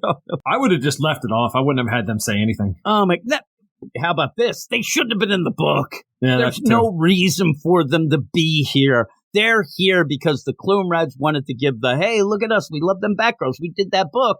I'm surprised that Bondo the car didn't come crashing in and started talking. Hey there. I'm here and I'm the car Bondo and I love these girls. It's bullshit. So then all of that going on, you end up having Nightwing say, it's in our heads. It brought us here to torture us. It knows. And we're not playing anything, Insomnia. We're just going completely off the rails here. At even one point, and I mentioned it before, but we went past the idea that I am Barbara Gordon. She ends up saying, I think that this is a nightmare computer simulation. Well, you can maybe think that, but guess what? It's not. It's not. We know it's not. We know what. Unfortunately, at this point, you're reading books where you know more than what was given to the writers, and it shows in some of these, and it drives me nuts. It's not really their fault. But when you're reading something where you know more than they did writing it, it's infuriating. And in this, where you're like, I think it's a computer simulation. No, it's not. Then you go, oh, so everybody's in and out of these nightmares. I don't know how or what. you have the big play was Batman's dead. He's hardly in it. He ends up coming and it's like off panel. He's doing stuff. And even then, we never really found out or what. The ending is that deep down inside, here's the MO of all this. Deep down inside, Nightwing might want to kill Batman. He might want to, like, it wouldn't be the worst thing if he killed Batman. But there you go. And still, bullshit. I'm telling you, Gabe gave this a 7 out of 10. Gabe is sauce. What the hell is that? It doesn't even make sense. So then the big top catches on fire because when they're fighting and you end up like you had the ringmaster Tony Zuko nonsense, broken neck. Oh my goodness. He did have a match at one point. But then you have the Nightmare Batman awfulness come in and Barbara ends up going full out machine girl and hits him and zaps him with her tentacles, gets him. And then all of a sudden they say, oh my God, look, I think we need to get out that fire escape hole there where we see the moon. That'll take us out of the nightmare. Yeah, just fly out of there. Yeah. And they go, I think she's right. Like, okay, I like too where you end up where Nightwing was getting beat up by that awful bat, kind of. Barbara saves him, and then you end up having in the fetal position Nightwing laying there. Barbara's cuddling him, but in her robot voice, shh, it's all right, baby. I'm here. Like, I can just imagine this nonsense. And then you just have Oracle look, and then Steph goes, Batgirl's got the right idea. Looks like our flying friends know the way out. Flying friends? I thought that was, I can't even tell they're bats at this point. I actually thought at this point they were just like kind of like dissipating. They are bats, aren't they? I guess. You see them flapping around. They look like something weird. And they seem to have been made from that electrocution of Batman. Like he dissipated into these weird night and they're flat. But why would they be trying to leave? Like this isn't real Batman. I think they got the right idea. Let's go out this hole. So they end up deciding to do that. At that point, you see that Nightwing is turning more and more into this monstrosity because at one point, Jonathan Crane said that if you stay too long, you do turn into things, even though it makes no sense. But you end up where the whole place starts on fire, but Nightwing comes back because he doesn't leave a man behind. Yeah, because Scarecrow's just standing in the middle of the fire. He's just there. He just wants to go because here's the thing. He knows it's a nightmare. It doesn't matter. So the whole big top that they're in, it's on fire. You end up having Nightwing, come with me. We have our differences, but we were buddies here. Let's go. And you end up where Crane's like kind of sad. Oh, well, when this is done, we're just going to go back to the same old. You're not going to be my friend. We're not going to be, and then Nightwing leaves. And in that, he ends up getting grabbed by Barbara. They pull out. Oh, there he is. He kind of wakes up then. But then they're still in the dream. He kind of wakes up. Because here's the play here. He still continues the dream without him in it, even though it feels like the dream now becomes part of Scarecrow's because the ringmaster now is just a scarecrow with a bunch of crows going around as everything's on fire. And the whole place you end up having Crane go up to this, scare. You did all this just for me, didn't you? A place where I can indulge, a place where fantasies come true. So he's actually like saying, oh, this was all my dream all along. But remember that Nightwing hasn't really woken up yet. So it's like, oh my God, it's beautiful. It's so great. Ha ha ha ha ha. That's what the bard said. And then Nightwing wakes up again like Nubia. Huh? And that's how just in his bed. No big deal. There in his bed. Just wakes up, just says the end. Thank God it says the end. And it says that's what, bad dreams are only dreams. That's what the bard said anyway. But some of them stay with us. Ooh, Shakespeare? I'll be thinking about this one for a long time. So he's going to just sit there. Why would I dream? Because all of this ends up, he's not going to think back, I think of, man, what was up with that Basil guy? And he's going to think, why did I have a nightmare that I killed Batman? But yet we didn't see that, and that was lame. So that's all this is. It's like any other dream. He'll wake up, and 15 seconds later, he'll forget all about it. Yeah, that's how it works. Forget all about it.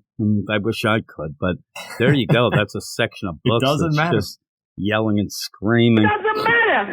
Yeah, Eric's not here to tell me I'm not. I don't think he would have liked any of these anyway. I mean, they're that bad, but what'd you give this? Oh, I'm going to go 4.5 on this one. Fuck you! I would like to go 0.0. I'm actually, I don't want to give it a fuck you 5 because that's giving it too much credit. I'm going to give it a 3.5 out of 10.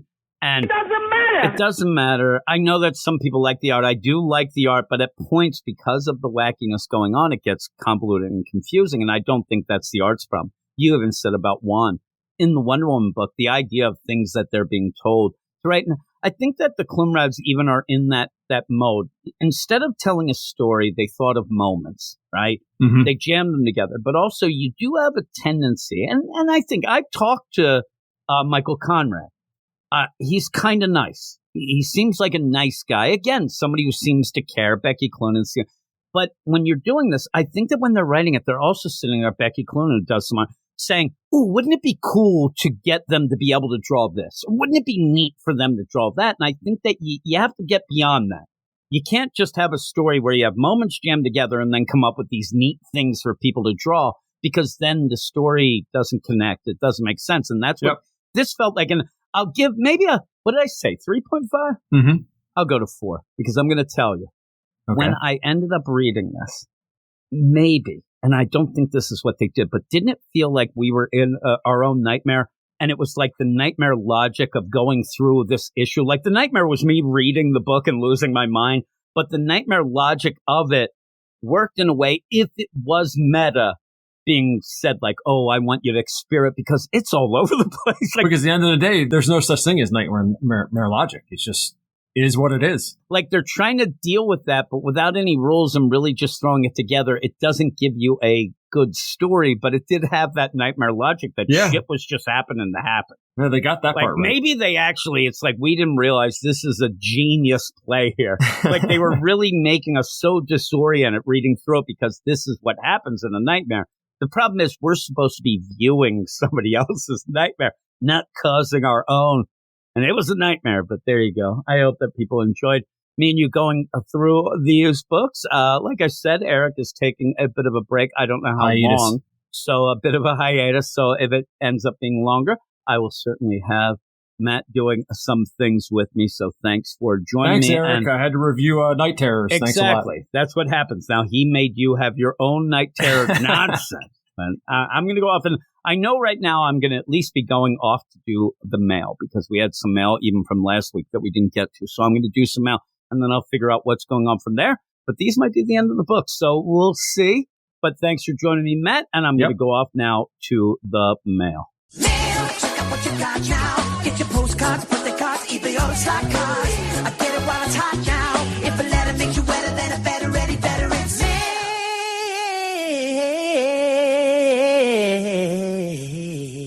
Oh, yes, it is time for the mail. And yes, Junk Jim is back. And here is the mail. If you want to be part of the mail, like Craig, Batman Beyond Mark, and J-Man, all you have to do is email in at weirdsciencedccomics@gmail.com. And we read everything, though it may take us a couple weeks, as I will explain when I get to J-Man's mail. But we'll start with Craig. Craig says, "Dear Jim," sending the positive vibes to Eric. He's a good guy, Craig.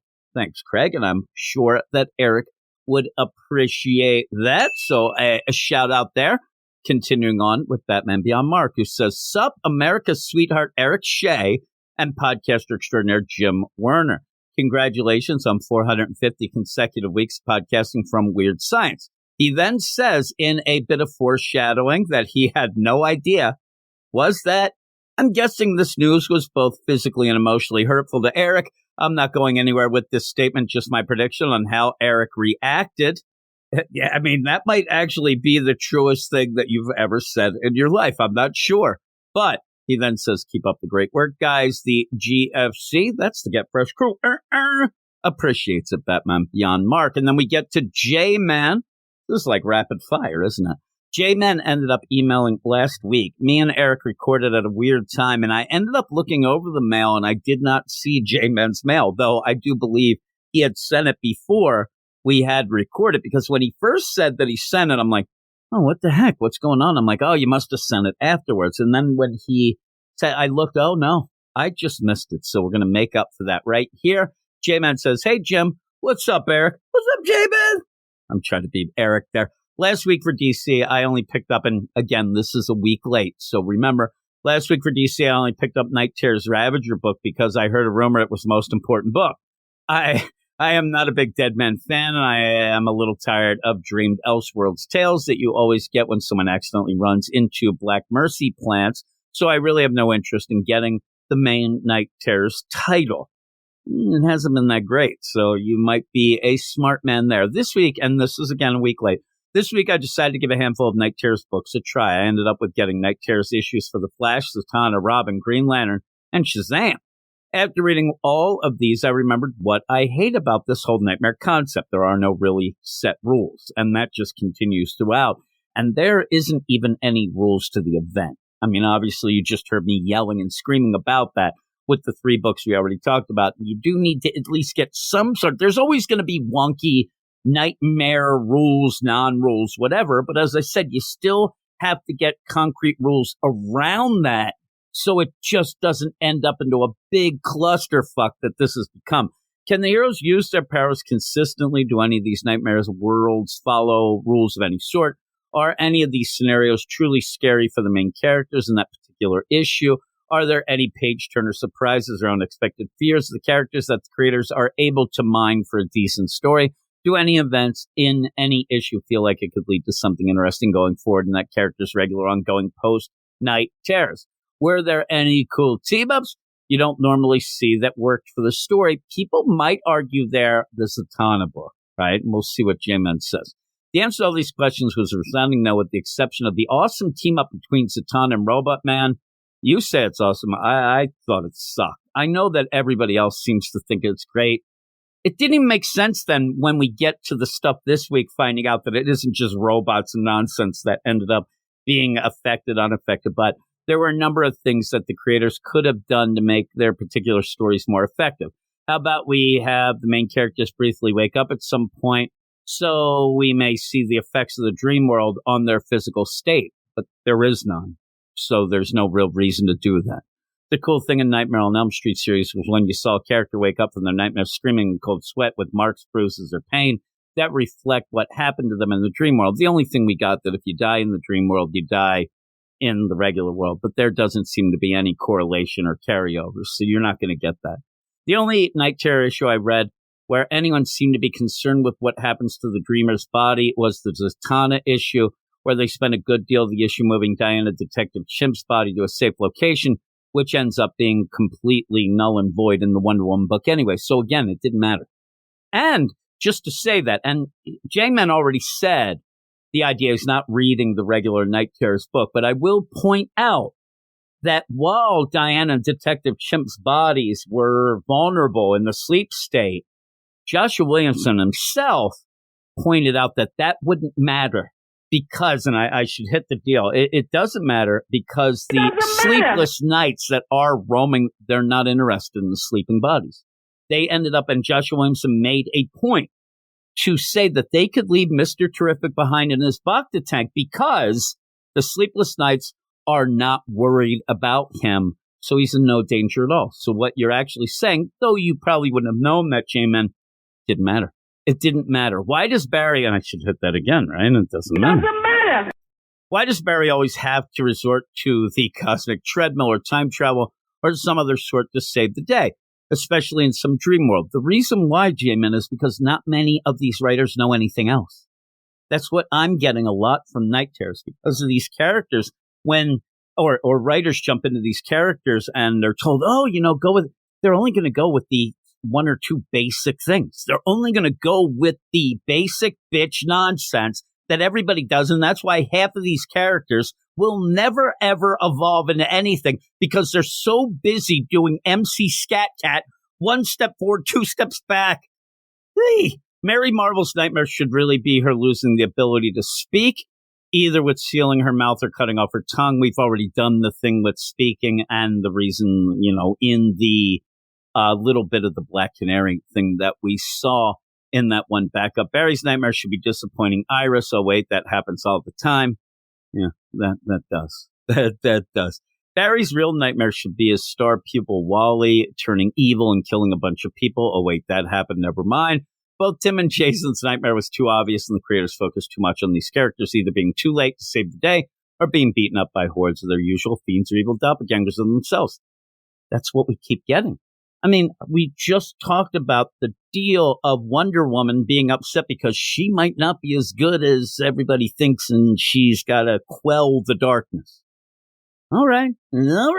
I'm telling you, this is what happens when you get these events. And there's that really awful time of reading comics when you're reading a comic and you realize, and I'm not being pretentious. I'm not saying me. I'm talking about all of you in the Get Fresh crew, all you smart weirdos out there, that you have to have that moment a lot in this Night Terrors that you're reading through this and you say to yourself, why do I know more about these characters than the people who are being paid to write them? Why can I come up with better concepts than what these bullshit writers are coming up with? And you think that these are their best foot forward things. You're not going to end up, I'm working on Wonder Woman. Well, I'm going to tell a bullshit story. I don't want to give away my greatest story here just in case. This is their best efforts. Yet there's a lot of times a dummy like me or dummies like me and Eric that as we're talking, off the top of our head, we'll come up with three things that maybe two are bullshit, but one might be bad. It's just nonsense. Now you have to drink. See, and I'm going to drink. I just said nonsense, so I'm going to drink here. I'm telling you, this is starting to really hit me. I'm going to go, And it's not the greatest thing to get a seltzer type deal. You can hear the can now click now. You end up where if you get a seltzer when you're talking, it does kind of burn my throat. But I'm a bit of a baby.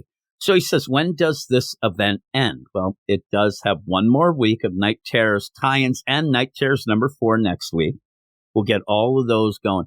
And then in the annuals week at the end of this month, we'll end up with Night Terrors Night's End that I said earlier, 7,000 pages? Everything seems to run into that. But in my mind, it's going to run into it like a bunch of diarrhea down the tubes. And then you're just going to, oh, my God, I can't wait to see, Zatanna and Robot Man are on one panel punching, somebody yelling hex and violence. Oh, yeah, that's great. Oh, where's the Angel? Oh, Angel Breaker. I see her in the back distance there trying to, jump over something. Oh, that's awesome. Oh, but I'm hoping Raptor, he's the big deal, and he ends up getting his time to shine, which he should, like all lepers should. But that is when it ends. It ends in a couple weeks, one full week and then one issue, and then we're done. In that annuals week, we will actually have the first start of the Gotham War. So that'll be a cool way to kind of transition from the Night Terrors into the Dawn of DC stuff and getting into that for the September stuff. But even with that, just as an aside, and I'll probably talk about it when we end up getting to it, obviously, but why are you jumping from a 2-month event that has been a slog and a complete waste of time and money to then jump into more events? We're going to end up, and yeah, they're smaller crossover things, but anything that crosses over and Batman's involved, that's big.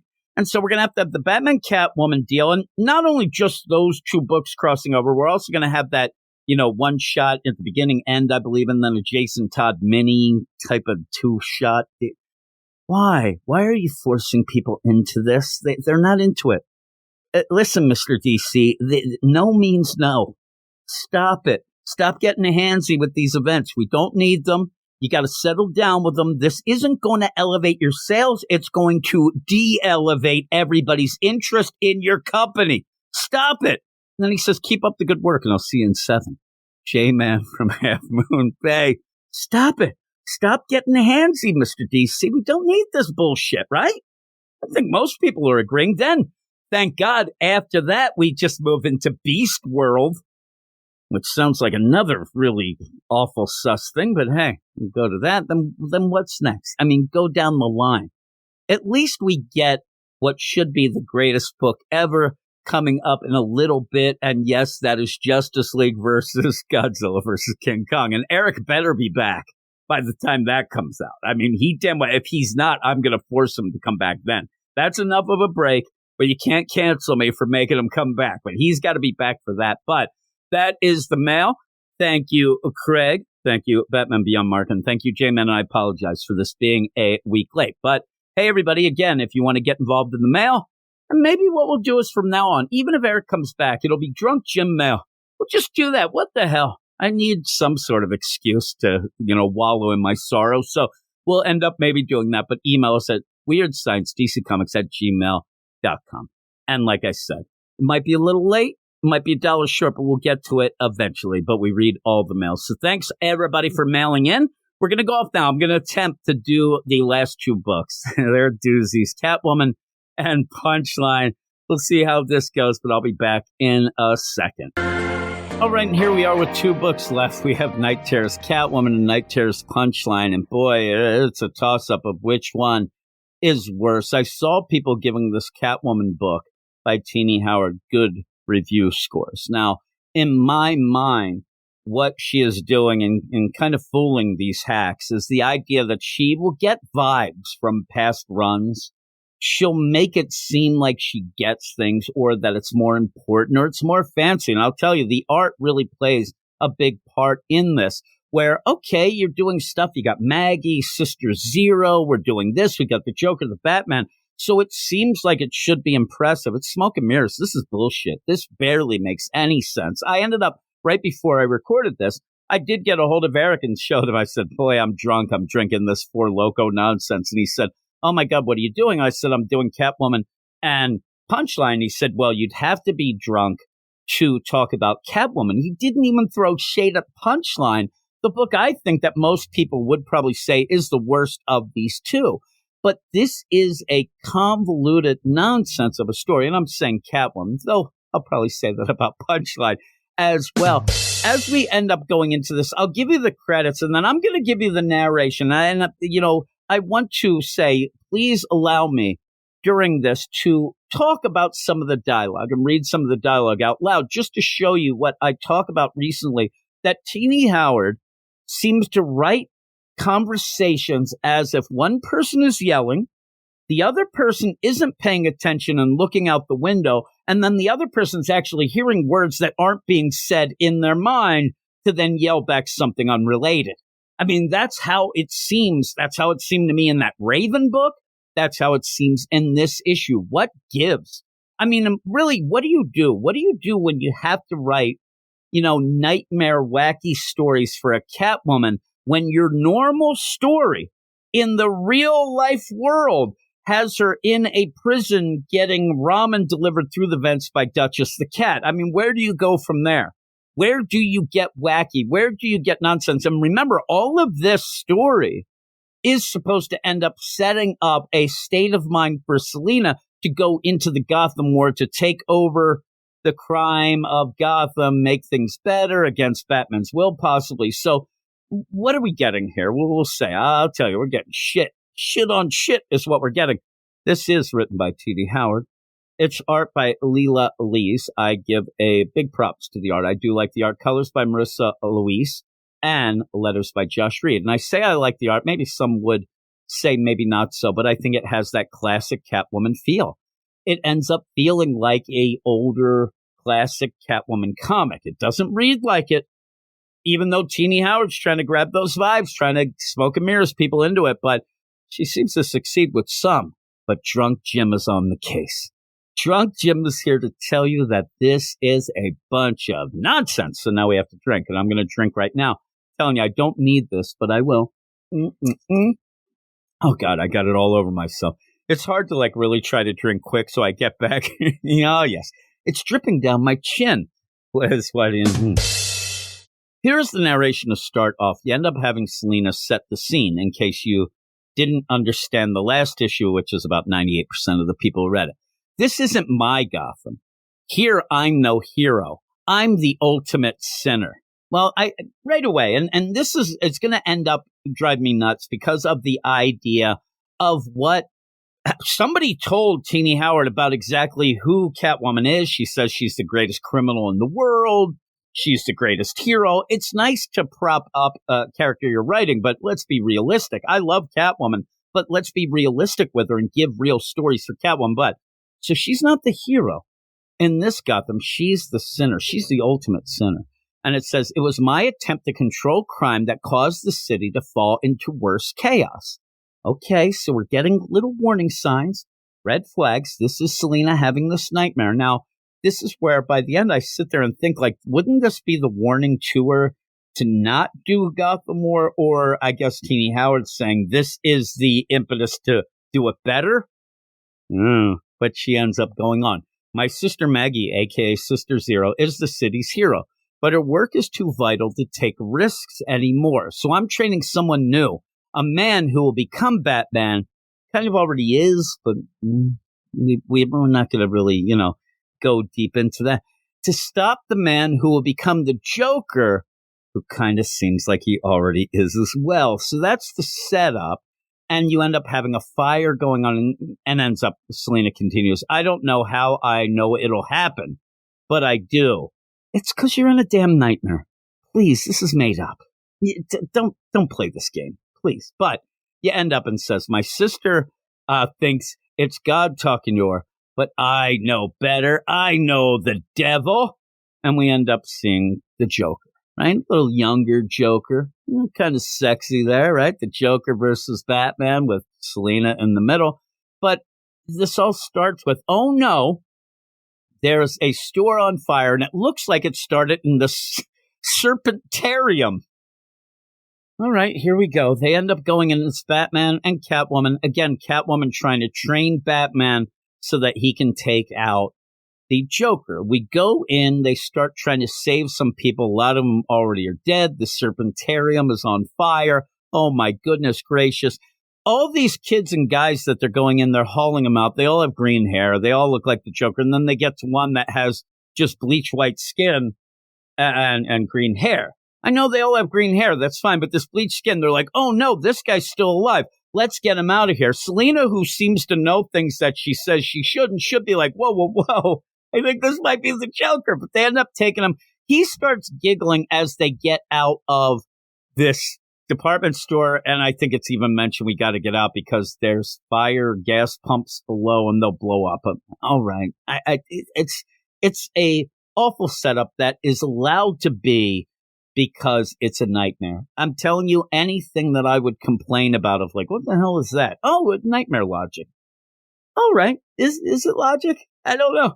So you end up where they have the Joker, and you're going to get this conversation. You're going to get this whole play between Selena in the middle of Batman Joker.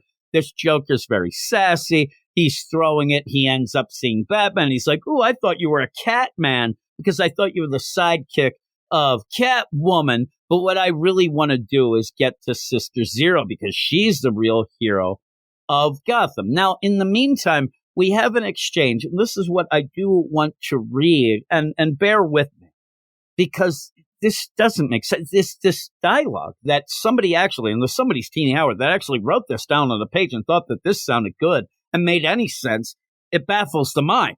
She ends up saying, Selena, you're a nobody now, but I know what you'll become. Which I don't think you want to say that to the Joker. What you should say is, hey, I know what you'll become, and it's nonsense. You should stop now. Like, don't pump him up because the Joker says, nice when someone believes in me, but no one will believe you. You're as cursed as Cassandra. And right away, I think, what, Cassandra King? Like, yeah, we're talking mythology here. And you end up, Selena goes, don't get smart with me. Then the Joker says, hey, I can't help being smart. And then off panel, Batman says, priestess of Apollo in Greek mythology. The game's on now. The game of awful dialogue.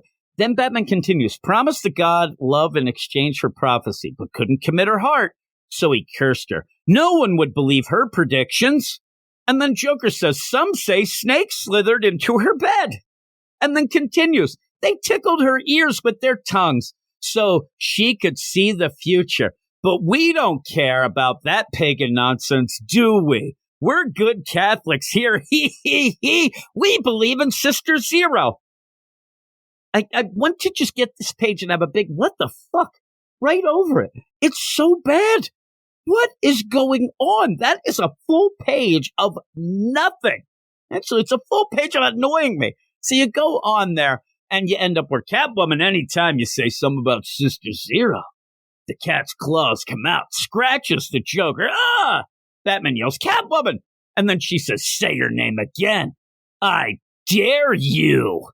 And then just says, what are your plans for Sister Zero, by the way? Like, don't you talk about Sister Zero? What are your plans for?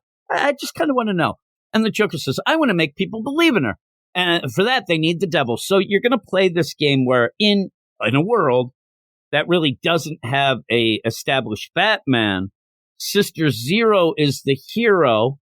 From hero to zero, you end up where Joker is going to develop himself around the idea that the only way that people could believe in Sister Zero, like a god, and this is the play, did people come up with the concept of the devil? Because without the devil, what's there for a god to do?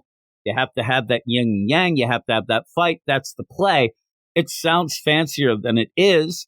But then even in that, after he says that, for them to believe in the God, you have to have a devil. That's me. Just says to Selina, you're no devil, just some Jezebel. But they already, he's the one who said the And I guess what he's saying is, you're not enough. You might be the sinner of Gotham, but it needs a devil. This is such bullshit. And then she comes back, you're no devil. You're a joke. Oh, well, get it? You're a joke. And then you end up, I'll be the snake in the Eden. And then you have Batman, who continues, he said it before, I hear fire and rescue. Let's get him to the cops. They actually turn the Joker over. They're going to turn him over to the cops. They're all into that, but whatever happens. But then we end up going off to see Maggie, where you have Selina. Oh, my God, I have to talk to my sister Maggie. We're going to go to the church. They're having a service. They're doing all this stuff. I need to tell her that the Joker is in town with a few days to kill and is after Sister Zero. But they go there and they're doing their thing. There's a sermon. Suddenly there's snakes slithering around again. I believe that's nightmare logic where you don't really see them, but they're there. Oh, no, what's going on? And there's this big play of they keep having priests from Bloodhaven show up and do sermons. While that sermon's going on, you end up having Maggie pass around treats. You know, little trinkets and treats there. They have like food that she's passing around for the prayers and things like that. So while that's going on, you get this overly narrated deal. And just say again, snakes are slithering on Selina. They're all over. But again, the big play is, come on, Sister Zero, you have to get to do this. The Joker's going to come and get you. You have to protect yourself, please. You have to put on the costume. She's begging Maggie to become Sister Zero. But Maggie says, this city needs more than that. The city needs me. I need to be the nun who's there for everyone. So Selina says, all right, well, I'm going to go to confession, and I'm going to end up talking to the man that might be the priest from Bloodhaven. At first, it looks like it might have been Bruce, but it's the Joker. He got out of jail. Oh, no.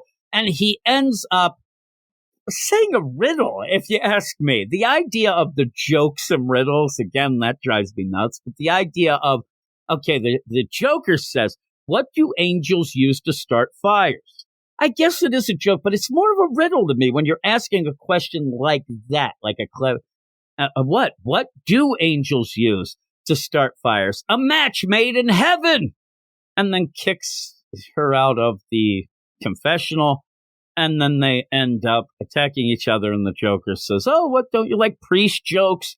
You're supposed to be in jail. Oh, no. And then from off panel, Bruce yells, Selina, the station said Joker escaped their custody, because Selina said, Bruce, you go and find out from the GCPD what's up with the Joker. So he's yelled, hey, like he's like a day late and a dollar short, like this week's podcast, right? Oh, my. Yeah, and like, oh, no, here we go. So there's going to be a fight. Now, I don't know about you, but I really don't like that like clawed out eye of Selina, where she has that mark and things like that. So I do like at the one point where you almost have Bruce that looks exactly like Selina, but you can only tell because the eyes there. But you end up where Selina then says she's going to do what's right. I got to save the city. I'm going to choke out the Joker until he dies. And it looks like she might do that. She might actually have killed the Joker, but she didn't. So then you end up where Maggie says, get the hell out of this church. You don't belong. But in the meantime, they end up having the Joker. They tie him up. They want Sister Zero to kind of do this, confessional deal with them and find out what's going on. But then in the meantime, we find out that the Joker ended up poisoning all the parishioners. So when they end up doing commune and things like that. They were being poisoned. Everybody's there. And it has to do with snake poison. And then pretty much the rest of the issue involves trying to figure out what snake the Joker used. He ain't telling and then all of a sudden you end up getting these two characters that show up, these twin poisonous girls, Naja and Lycosis, again, trying to be too fancy for a bullshit story. They look like Medusas, but also Harleys. And the best thing is that they say, oh man, we're here to just have people not like nuns. You're looking at them and I'm like, the nun part of this really gets lost in the shuffle here. I see Medusa girls with Harlequin kind of leggings and maybe a cross. And I'm not getting past the Medusa faces, but everything is just, everybody's getting bit. You have fights. You have this. Sister Mary, or, Sister Zero Maggie is trying to figure things out, trying to get the Joker to admit, hey, what's this poison? What we get? Batman says, I can go to the Batcave, even though this is... And they end up by the end where they're trying to figure out who gets the poison, who's the worst. And then Selena ends up, pretty much looks like she's dying through this. She ends up, I can't tell you what happened. I mean, she ends up getting poisoned, but it looks like they did that with, but then she wakes up. she wakes up in a non-insomnia Night Terror's way yet again, and then ends up saying, my dreams want me to release control. She's like, and I'm telling you, I apologize for not really being able to tell. It is a bunch of bullshit to get to this point of them trying to get the antidote, find out who this, that, and the other thing. But again, is anybody at the edge of their seat? This is a nightmare. It's not real. So when she wakes up, she gasps and says, oh my God, my dreams want me to release control. My dreams want me to step back from the ledge before I destroy the city, these people, or the man I love. What happens if I've sown chaos that I'm not here to shepherd? What if the best Gotham could be is what it is now, demons and all, and I'm only making it worse once the war has been started? All I can do is have faith in why I started it and fight until the war's through. Next, Gotham War. So she's sitting there through this whole nightmare. She wakes up. Oh my God. Everything's telling me that I've done everything up to this point wrong, that I shouldn't be doing it. Well, might as well play it out. Gotham War. That's where we're going to. I give this a fuck you 5 out of 10. Even with the art, it's just a convoluted mess. It's a convoluted mess. I'm telling you, once you get to that part where the snakes poison all that, it gets so freaking wonky. But again, this is a woman who thinks it's a normal thing to have a cat deliver ramen to events in a prison. So all bets are off. I mean, she'll never be able to write anything that I'll say, okay, well, she's got a grip on any sort of reality. Then throw in her a nightmare realm and you say, oh my God, you are really asking for trouble. But that is an FU 5. 5 out of 10. Fuck you 5. We're going to move on to the last book, which I do actually think might be a little bit better, even though it's full out self-insert fan fiction and doesn't really get the character. But I'm talking about Night Terror's Punchline number 2. Night Terror's Punchline number 2 is written by Danny Lore with art by Lucas Mayer, colors by Alex Gutierrez, and letters by Steve Wands. And I do want to tell whoever is involved, if it's Steve Wands, the letterer, or if it's actually Alex Gutierrez, the colorist, boy, there are some really odd choices here. Even those credits in this red were very hard to read, especially for a drunk asshole like me. But when you get to the first pages of this book, you have these really odd, like, narration boxes. And for some reason, some of them are in this light blue with a white font going, so, yeah, or a green. They're very hard to read, especially if you're reading them digitally, which I do. So if you're reading them physically, it might be a little better. But what you end up having happen here, and it doesn't even seem to well connect to last issue, where you did have Punchline, was really down and dirty, odd-wise, going and trying to, like, almost figure out Batgirl in the clock tower, trying to figure out what makes her tick. And you still end up having this monstrous Batgirl Oracle type, robot. It really doesn't matter. What does? None of this does. But you end up having Punchline kind of gets sucked into the internet. And so this issue is going to be Danny Lore self-inserting and giving you a soapbox deal of internet toxicity. the idea that if you're unsure of yourself and you go online, you may end up, falling down the rabbit hole of hate and comment sections. And when people are anonymous online, they get real hateful and they do things. So that's the basis of this. I saw some people commend them for doing this. Oh, it's really good to point out that toxicity that does go, especially there is some, I'll admit, in the comic book community. I think we all, whether or not, whatever side, whatever, you can admit that there's a lot of fights going on. And there's a lot of toxicity. So why do I think this is bullshit? Because you're using Punchline for this. Punchline, a character, Alexis K, who really does need somebody to be a caretaker for her so that you don't get bullshit like this. Because while you may be able to maybe try to convince me that Punchline is one thing, but Alexis K, she is more of a sensitive soul, whatnot. But when you tell me that Punchline in this is fighting back against internet trolls, against all these things in comments, running away from things, trying to hit people with the block button, all that, I want to remind or maybe tell, because remind means that Danny Lore actually knows the character. Punchline is where she is at right now because she herself is online troll toxicity to the extreme. She has used that toxicity to get to where she is. She has welcomed it. She has actually urged it on. That has been almost part of the character, and that's where you're going to get a problem here where there hasn't been that many books in this Night Terrors. There's a couple. You got the Joker, this one, maybe some others that I can't think of, but this is a villain. Punchline is a villain. Yeah, I just talked about Catwoman. That could be, kind of an anti-hero, kind of a little gray area back and forth, whatnot. Punchline is a villain. So you're trying to make a sympathetic deal out of a villain, but using something that Punchline herself has taken advantage of and used to get to where she is. This is complete and utter hogwash. There is no reason for this book. At the end, you end up having her yelling and screaming at Insomnia, but I don't think Danny Lore has any clue what Insomnia even is. I think Insomnia would be waltzing around and say, I'm looking for that Nightmare Stone. Do you think it might be a Punchline? It's not going to be in that, and just walked away. But in that, you're trying to play this idea of, being trapped. It's like Tron of awfulness. I'm not a huge Tron fan. And instead of getting on the light cycle, you have Punchline get on the shitmobile. Let's go around. Oh, no. I am now falling into the comments section. Oh, they're saying that my hair isn't real. Ah! All this just nonsense. And yeah, as this is going on, it kind of has a fun little feel to it where you see the computer, internet, online world come to life. But still, I think most people are aware of the toxicity that you get on, say, a Twitter, Reddit, all those places. You might not want it here.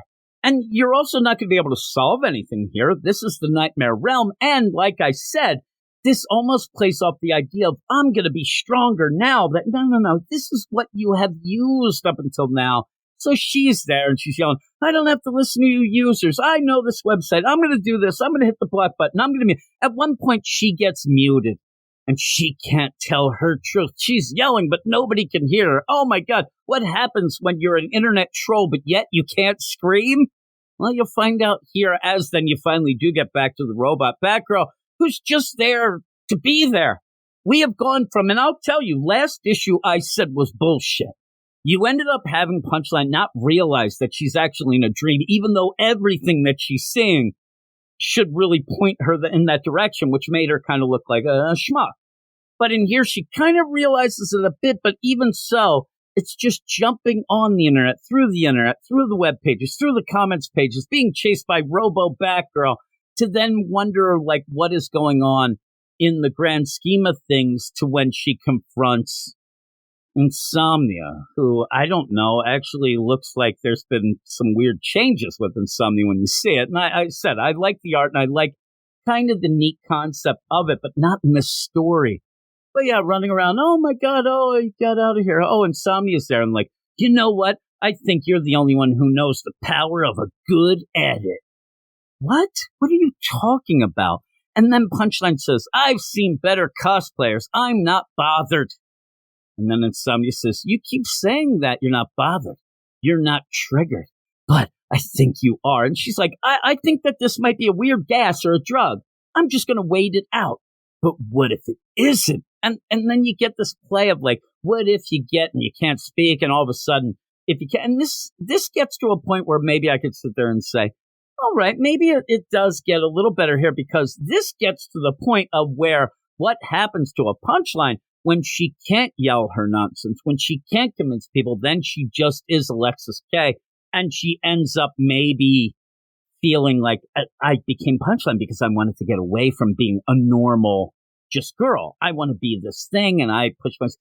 But it's all surface level, and it's all, like I said, it's self-insert fan fiction of Danny Lore just trying to tell you that, hey, everybody on the internet's a troll, and I block everybody, and away we go.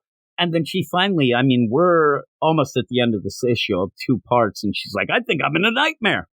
Really? You think that as you're trying to yell and you can't because somebody hit a mute button on a computer and you were running in the internet. But now you may actually realize that you're in a nightmare. But it all becomes that whole play of just being yourself, trying to do stuff. And she ends up defeating this crazy, awful robot zombie version of Babs, of Batgirl. And then you end up where she's able to kick the like button of Maya and then smash herself out. She says she feels refreshed, and she hits the end and then wakes up. And again, has no clue. Danny Lore has no clue, but none of them, I'm not going to blame that, but has no clue how these nightmares are supposed to work, how you come out, how you do this. If we were playing in a well-coordinated event, what we'd have had, and I mentioned this before, if people, remember, the idea in Convergence, if you've been reading for that long, way back to that 2-month event, at the one point, you ended up having all of the tie-in books have a earthquake happen so that you can get a foundation of, okay, now I know exactly where these books lie in the timeline. Everyone had that crazy, earthquake. Okay, this is at the same time it happened here. It ties all of them in. We had earlier where we were talking about the Superman book where Mara ends up figuring out the way that she can get everybody out of these nightmares. And what you needed to do was have them, even though we said it'd be bullcrap, it'll be a satellite, something where they press a button and you see a wave go out. Why didn't we have that? And then all of a sudden this wave goes out, boom, you're out of the nightmare. And then it makes sense that you're just waking up from the nightmare. Because some of the books you couldn't do that, some of the books were doing it now. But maybe we could have had that wave go. The non-nightmare wave. Boom! It hits and then everybody wakes up. Oh my God, where was I? What's going on? And then that leads to what would happen. They're all going to gather. Let's go to Night's End. You didn't have that, so it's just nonsense. And, you have Punchline wake up. She's there with the Royal Flush Gang, right where they ended up falling. So they're waking up too. They seem like they have headaches. Oh my God. And then you end up where Punchline says, okay, the gang's all here when I wake up. Nothing is muted. Nothing is void. You just woke up. You should know this. You were in a nightmare. Nothing looms large. Nothing drowns me out. And then you end up having Punchline goes, looks like nap time is over. And then looks up in the sky and sees like on the moon, insomnia. So the dialogue here to end it. Looks like nap time is over. It has to be. What's that? Like that feels like it's supposed to be this big, a punchline. I mean, seriously, if you're going to play it up. Nap time, looks like nap time is over. It has to be. Does it? You barely even knew you were in a nightmare nap anyway. You wake up, oh man, I guess that I'm not there. What's going on? I'm not muted by that computer world that I was in, or I'm not being chased by that horrific zombie robot Batgirl. Oh my goodness. Well, I guess nap time's over. It has to be. It's so bad. But that's it. That's the end. I'm telling you, these books are so bad. It says to be concluded in Night Terror's Night's End. For some, I can start seeing why Eric Shea bailed. This was a quick one, but really, again, the basis of it to me, and maybe I'm way off, but to me, it goes even against the idea of what Punchline is about. And then by the end, I think that there is that problem. Maybe Danny Lore couldn't get over the hurdle of trying to make a story where you feel sympathetic to what is a villain. But you can do that. You can do that because it is a character. And like I said, at that one point when she can't yell, she can't be heard, she kind of morphs back into just, Alexis. That is where you should have been all along, that you find out the inner workings of a girl who's trying to be larger than life, a girl who didn't have much going on and ended up latching onto the wrong thing, the Joker, to try to elevate herself in other people's eyes. But the way she could do it, the only way she could figure it out, is by going completely toxic with it. And that's come back to bite her in the ass. And maybe you could tell me that's what it was about, but I don't get it. And I didn't think that it was well done. It didn't really connect well into last issue either. It was complete bullshit. So I'm going to give it, and I did like the art. And again, the concept could have been okay. I'm still going to give it a 4.5 out of 10, but that's it. That's it for the podcast this week. I apologize for getting drunk, or maybe I apologize for being too sober. I don't know which of which. You'll have to decide yourself. But with all of that, hopefully Eric Shea will be rejoining me sometime soon. That's on his time. He's just going to be stepping away, as I said, and when he feels like he wants to come back, then he'll be coming back. In the meantime, going forward, I might try to change up some things. One of my fears, I said earlier, is the idea that people are like, man, this podcast sucks without Eric. That'd be a really big fear. But I also don't want to end up making the podcast feel like, oh, this is just the podcast minus Eric. I kind of want to, if he's gone, maybe I can set some things up. Maybe we can do some things different. Maybe we can mix some different books in and things like that. I don't know. Maybe a little manga. Maybe some Marvel. I don't know. But I think I might end up talking some news. Maybe we'll have a little like editorial type thing or something. I do want to do something. And as this is going on, tell me if this makes sense. Maybe because we have episode 500 coming up very soon, maybe I'll just start trying some things and I'll ask people, well, did that work? Is that good? And maybe that'll be a way, because I was having this idea that we should, after 500 episodes, maybe change things up a bit, get things a little more fresh, and then maybe we could do that, and then Eric rejoins me, everything's great, and we go forward with that. But hopefully people continue on until that point, and we'll figure it out together. But it's time, as a solo deal, kind of feels lonely saying, oh, my book of the week, but my book of the week is Batman, World's Finest. I believe that it was issue 18. Is that what it was? I believe it might have been. But here are the books as I load this up. See, I'm off my game, drinking a little too much by myself. There we go. But next week, we have, a bunch of great books, I think. I'm very, not really, but we do have Night Terrors number 4. So at least we'll see there. 2 of these books will be on the Patreon Spotlight. That is picked by the Badasses, the Get Fresh crew. And again, we have a couple non-spooky books mixed in with the Night Terrors stuff. And if things keep going as they do, you would assume that the Spotlight will be non-spooky books. But here's what we have on the docket. We have Batman the Brave and the Bold number 4. I'm going to have to get somebody to talk with me about that. That book ends up being real long, but we'll see how that is. We have Dark Knights of Steel number 12. I was shocked. I thought that series ended. I really, really did. And then I messaged Derek and I said, hey, Dark Knights of Steel 12 comes out next week. He said, oh shit, I thought that ended. I said, so did I. But also we have The Penguin number 1, the Tom King book, the old Penguin getting approached to be a part of the CIA, and the Unstoppable Doom Patrol number 5. So we have Denny Colbert with that one. That ends up, remember, they added an issue, so this is 5 of 7, I believe, so we have a couple more after this. But he better get to telling a story is what he better get to. So, with that, those are the non-spooky books, right? Then we go into the Night Terrors. I already said Night Terrors number 4, Night Terrors Action Comics number 2, Night Terrors Angel Breaker number 2, that has been one of me and Eric's, sleeper hits, Night Terrors Detective Comics number 2, Night Terrors Harley Quinn number 2, and Night Terrors Titans number 2. So 1, 2, 3, 4, 5, 6, I believe. 1, 2, 3, 4, 5, 6 Night Terrors books. That is a lot. I'm definitely, if Eric doesn't join me, I'm definitely going to have to get people to help me out on that. So, hey, if you want to help out, get a hold of me.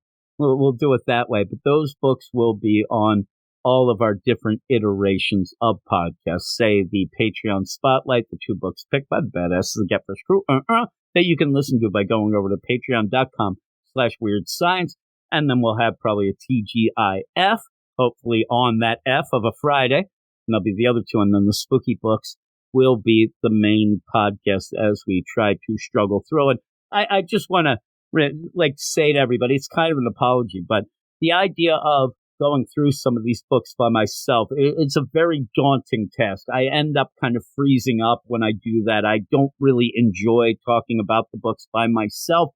It might seem like it's like, well, it's just you yapping all the time anyway, but there's that difference, and it really does, get me. And I already will tell you that I do miss Eric. I already miss him on these books, so hopefully he'll get things sorted out and he'll be back sooner, not later. But all of that said and done, that is it. Thanks, everybody, and we will talk to you all next week. You are all weirdos. Weird science is the revolution. Weird science is the revolution.